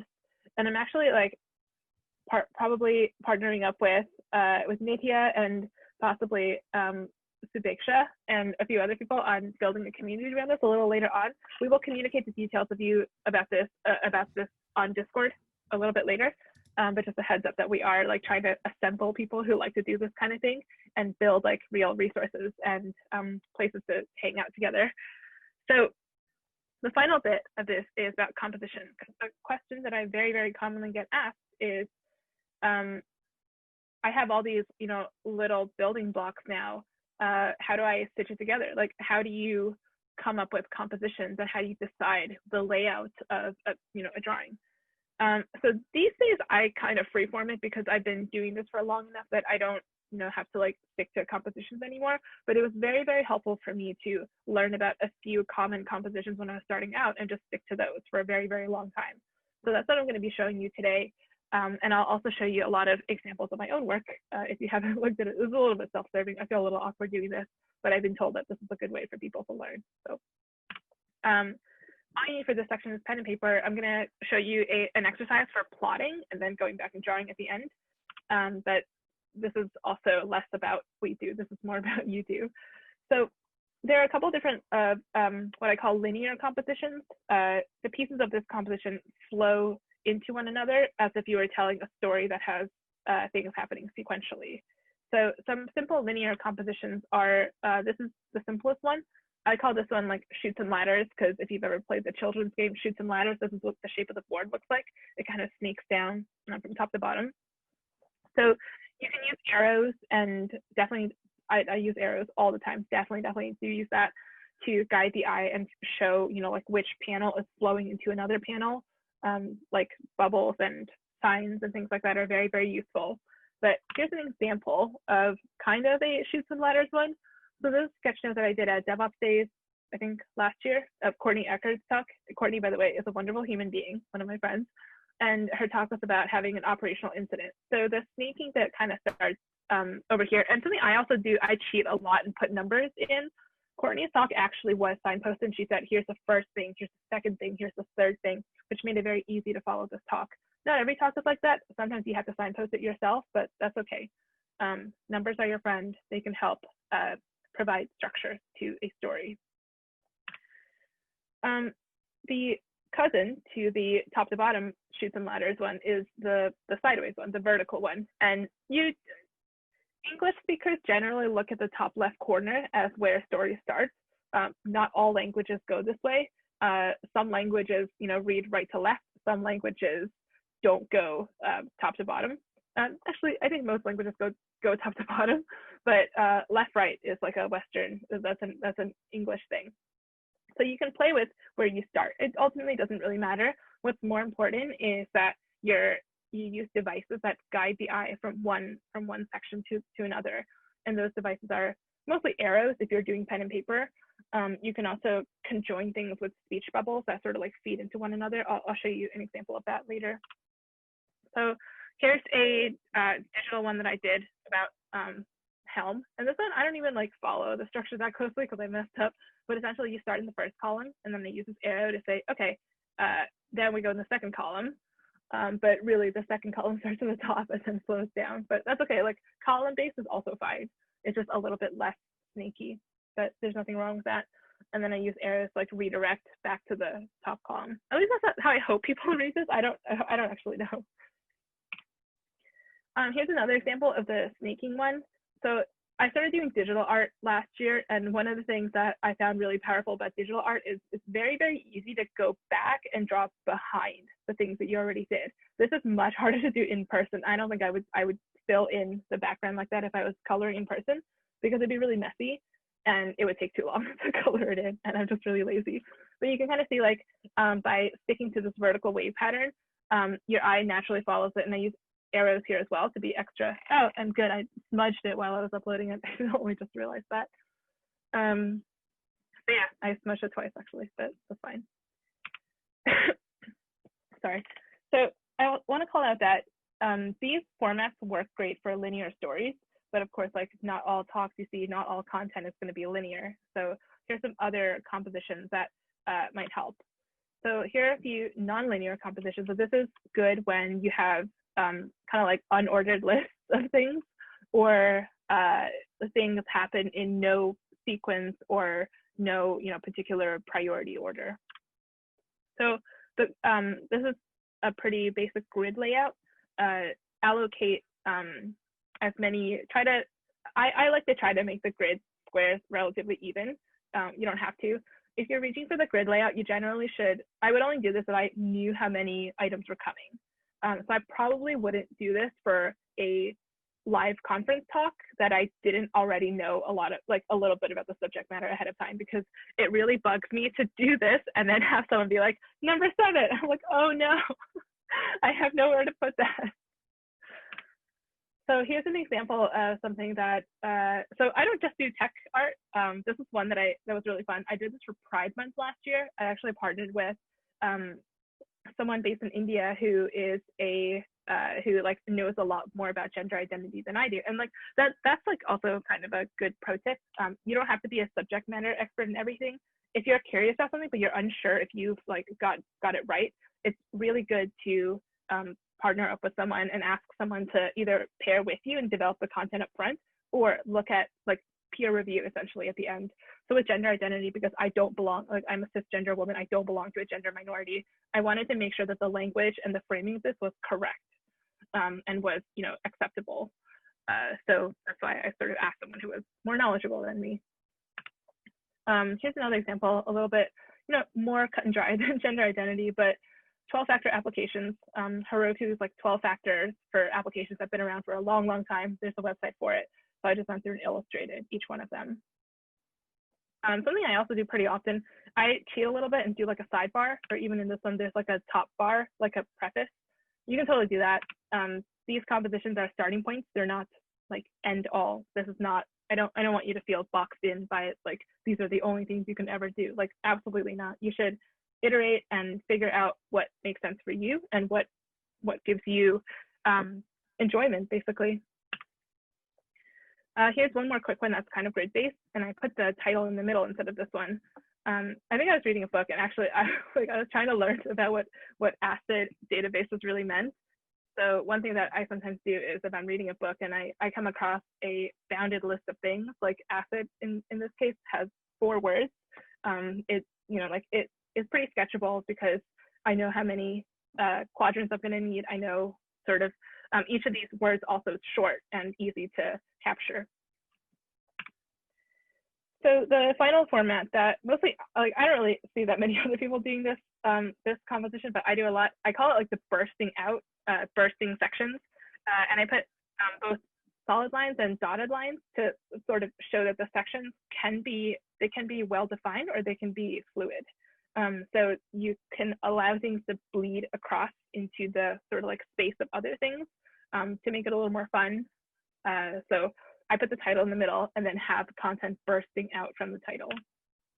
So this is a little bit grid-based still. Sometimes you end up doing a mixture of both, but I was reading the SRE handbook and the 4 golden signals, also another like bounded list of things, which is fun.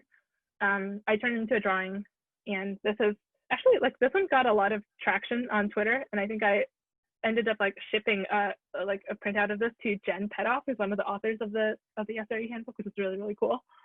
But like the title's in the middle, content bursts out from it. Here's another example, product management at Pivotal R&D. So things like, this is, I think, I don't know if I probably would have done this one a little bit differently in retrospect, but on the right-hand side, we kind of have clusters that are numbered. And this is because I partnered with my friend Katrina on this, and Katrina said, here are the 3 things that I actually do. So I said, okay, great, 3 bounded lists. I'm gonna just take those.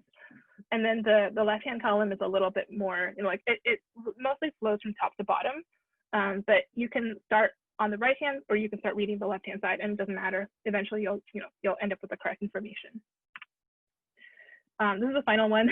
I promise this is the last one. 8 fallacies of distributed computing, which I mentioned earlier. This one like snakes around. You can wrap around, like it goes clockwise, or you can say 1, 2, 3, and then go back like what is it, carriage return, and then do like have everything reading left to right consistently. It doesn't really matter. I would say just use numbers, or use arrows to make it clear what the order is, if order matters. And for this one, like order does kind of matter because someone has actually written like these are the 8 fallacies and numbered them 1 through 8. So to sort of summarize, here are the 4 main compositions that we looked at today.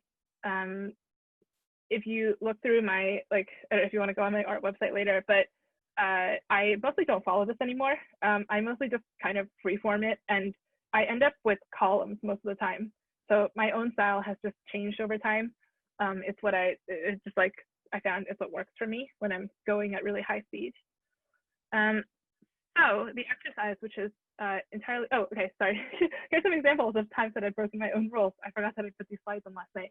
So in this one, basically you have top and bottom, because I worked with my friend Matt on this, and he said, well, generally, like, I think of Kubernetes primitives as falling into one of two buckets. Either they're workload sets or networking sets. I don't know how true this is anymore, because I'm not really like up to date on the latest and greatest Kubernetes stuff. So you can tell me this is wrong, but broadly, I just like put random stuff on the top of the page, random stuff on the bottom of the page, and gave it some solid, like the red and blue shapes don't really mean anything. They're just like, I decided to go with a primary color palette for this whole thing. So that's to connect the clusters of information together a little bit more. And sometimes like this is not really any of the formats. This is carriage returns, like rows. This is one of the sketches I did about something that's not technical, because I actually forget this information all the time. So I was gonna do this and print it out and put it on my counter, like tape it to my cupboard so I remember like how much ground coffee to measure out. So for the hands-on exercise, if you want to do it, I'm gonna challenge you to choose one of these two things. Either you can think of a technical concept that exists in the world that is a bounded list of things. And I'll give some examples in a moment. Or if you're like, my brain's tired, I don't want to think about, technical stuff right now. Just think about your own journey to where you, like how you got to your current role. Like that's something that's, I think like fairly easy for most people to talk about, to think about. So some examples, if you want to do the first one, some examples if you're stuck, bounded list of things might include like the 5 letters of the solid principle, or it can be something that you can like look up on Wikipedia, like, there's a finite set of things that belong to, so basically you're not brainstorming on the spot essentially. And it's not like subjective, it's objective, it's out there. Components of an Ethernet packet, which is something I've done before. The 4 principles of simple design, which if you don't know about, I recommend looking it up. It's pretty cool if you do object-oriented design. But anyway, like just choose one of these two things. And the next exercise for practicing compositional skills and practicing layout is to write down. So if you're going with those bounded technical lists, just write down what those things are and try to summarize, like come up with a heading for each one that's short. So if you're doing the solid principles, just use what each of the letters stands for example. If it's something longer, try to concisely summarize it in like 10 words or fewer. If you're doing your own personal journey, come up with between 4 and 8 bullet points. Kind of like if I asked you to write a blog post about your journey to where you are, like what are the main things that you would cover if you were outlining that blog post. I'm gonna pause here for like 2 to 3 minutes. I'll give you some time to do this if you want to. If you don't want to, then just chill out, relax, ask us some questions in Q&A, maybe share your work on Twitter.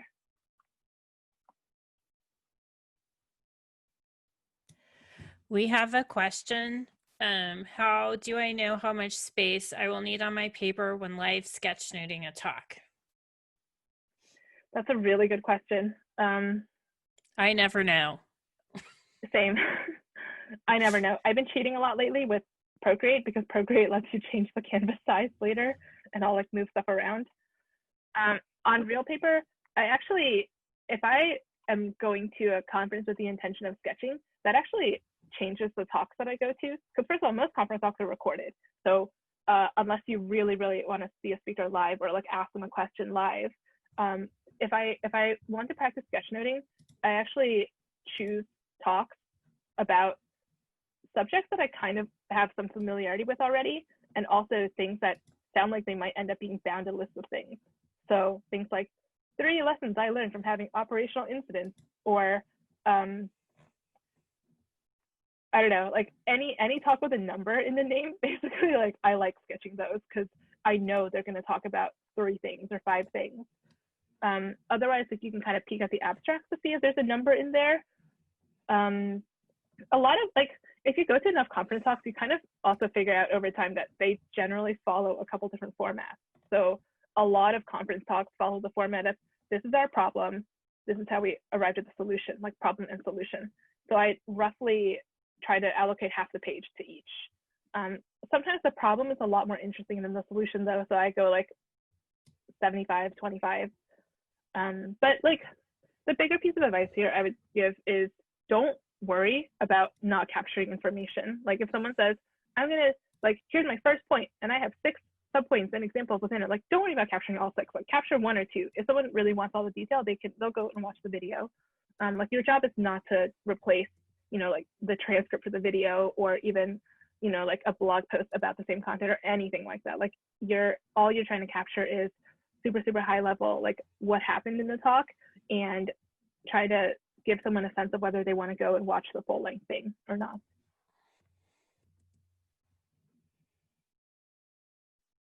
Oh yeah, Kiara mentioned in chat that it's good to always leave a blank space. That's true, because sometimes people do sneak in a bonus point, which bothers me as a sketchnoter, but as an attendee, it's fun. If you leave a blank space and you end up not using it, you can write the speaker's Twitter handle, or you can write the name of the conference and the hashtag in that space. Or you can try to like draw the speaker. Yeah, the number of times I've heard, I have 3 points to make about this, and there's 1. Wow, it's a lot. Yeah.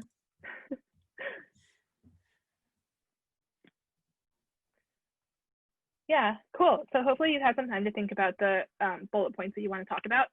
So the next thing that if you want to practice composition, basically just choose one of these to start with. Decide if you want to try to tell if it's a linear story. So if you're telling your own journey, it's probably linear. Maybe you can play with one of the top 2. Otherwise, if it's a bounded list of things, I would say a grid layout is a good candidate for that, or the sort of like explodey out one if you want to try that. Just choose one of these. And what I'm going to ask you to do is spend the next few minutes doing a visual outline. So this is still text only. Take the points that you thought of and plot them into a like blank spaces, and put the title, you know, in this case, my title's at the top, put the title where you want the title to end up. And just like rough draft, doesn't have to be, don't worry about lettering, don't worry about being fancy at this point.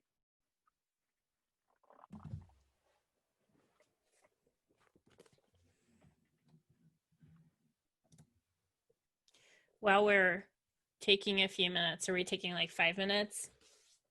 Probably gonna be less than that, probably just like 1 or 2 minutes. I just want to show people the rest of this exercise and the sort of like follow-up exercises. So here's one where I took a whole page, because I just want to show people how like I struggle with this too. And then I have other ones where it's like, here's a good example where it's like, I don't know how long this is going to be. Let me give myself all the space in the world. And then I get to the bottom and can't finish it. So this is like, this is always a struggle to figure out like how much space to put. Here's one where it's like, it's got like a big chunk of the page on one side that's blank. Back to you, Denise. Thank you. I was checking Twitter. So it's okay if you haven't finished this yet. I just want to show you the next step of this. So the next step is to throw away that, okay, not throw it away, but start over. Get a new piece of paper. So the thing that we just made is going to be the guide, but we're not going to draw anymore on that. So using the same layout, same content, the next step is to convert that verbal outline into a visual outline with your doodles filled in, with your characters, with everybody else. So I'm not going to give you all the time that I would normally give people if I was running this workshop live, because we are running close to the end of the workshop, and I want to have some extra time for Q&A. So I'll just like tell you that this is the next step that I would normally do. You can take time later today to finish this. If you do finish this, I would love to see it on social, of course, if you want to share. But definitely like start thinking about, start tying together the other things like character expressions, shadows, banners. What else did we do? We did a lot today. Metaphors, if you want to reach for that, but otherwise like, maybe the main character is an anthropomorphized computer or an anthropomorphized like packet of data or Ruby object or something, whatever it is. So I know this is like not nearly enough time. I'm going to go through the rest of the slides so that I can sort of like finish the content delivery portion, and then we're going to do whatever time is left over between now and 4. I actually realized that Marlene and I do have an organizer sync after this, so we can't hang around for 10 full minutes, but we can run a little bit over. So that's the end of the tutorial section. All of these slides are at deniseu.io/sketch. I'll drop that link. We'll send it out as a follow-up email to everyone who registered for this workshop. So I want to talk through some exercises that you can try on your own, because people often ask me, this tutorial was great, like, but obviously I can't, like, be doing live tutorials all the time. So what are some ways that you can practice on your own and asynchronously? So this is one of the most fun things to do. And I basically do this every time I partner up with someone on a sketch. So interview draw, find a buddy, anyone, like coworker, teammate, family member, doesn't matter. Ask your buddy this question. Tell me something interesting and technical, if they are a fellow technologist. Tell me something interesting that you learned recently. And set a timer in a place where both of you can see it. That's the key thing, because you don't want to like be policing them while you're also trying to draw. So like set your phone timer, put it in between the two of you. Or if you're on, like, more likely this will happen on Zoom. So maybe like set a Google timer, like an in-browser timer or something, but make sure that both of you can see it. So while your buddy is speaking, practice just capturing what they say using Doodles. It's hard, like it's super, super hard the first time, because you're going to feel rushed and like you're falling behind, but that's okay. This will force you to develop like the skill of leaving space and like having an idea, but not executing that idea 100% in the moment, but trying to keep up and make sure that you're like capturing new information as it arrives, because that is the feeling that you will have when you're capturing in real time during a conference talk. And if your buddy also wants to do this, one fun thing to do is to swap, sort of build empathy for the other side. Over time, I find that like this is a good exercise to do, because once you start talking in a way that caters to someone who's trying to draw along, you do a couple of things. Like you slow down and you start signposting more. So you might start saying things like, okay, well, the first thing I learned was blah, blah, blah. The second thing I learned after that was blah, blah, blah. These are generally good practices for telling stories and public speaking. I did competitive debate for like 10 years. And this is something that our debate coaches drilled into us over and over and over again. Like speak slowly, pronounce your words correctly, and then speak slowly and signpost where you're going, because assume that people are not, holding on to detailed mental models of your whole speech. So give them the tools to keep up. So that's the first exercise. I'm doing it now. Second exercise is to practice expanding your visual library. So one thing that a lot of people struggle with is drawing things quickly. And the reason why drawing things quickly in the moment is hard is because it's a high bandwidth activity if you are imagining how to draw it and then executing it. So one thing that we can do to practice is take away the imagining parts. Like, don't do that in the moment. Pre-imagine and pre-practice drawing these same things. That's what I mean to build a visual library or a visual vocabulary. Kind of like those two phrases are used interchangeably. So the way that I do this is I'll write down a list of like 30 words. It should be a pretty big number. It's more fun if you choose like a high number, like between 10 and 30. Write these down on, like Post-it notes, write these down. Or you can even build a slide deck for yourself, put each as a slide on Keynote and set Keynote to run on a timer. So challenge yourself to draw every single one of these words in 30 seconds or less. You can either show yourself all the words at once and just like force yourself to go through them, multiply that number by 30 seconds and set an overall timer for that, or like do the synchronous thing, set Keynote to autoplay, and then do it as it flashes up. If you do the flashing up method, you might find that sometimes you don't finish, but a really good strategy is to label everything as you're drawing it and then come back to it. If you have an easier word later on, you have extra time, which is also something that like we do this when we're sketchnoting.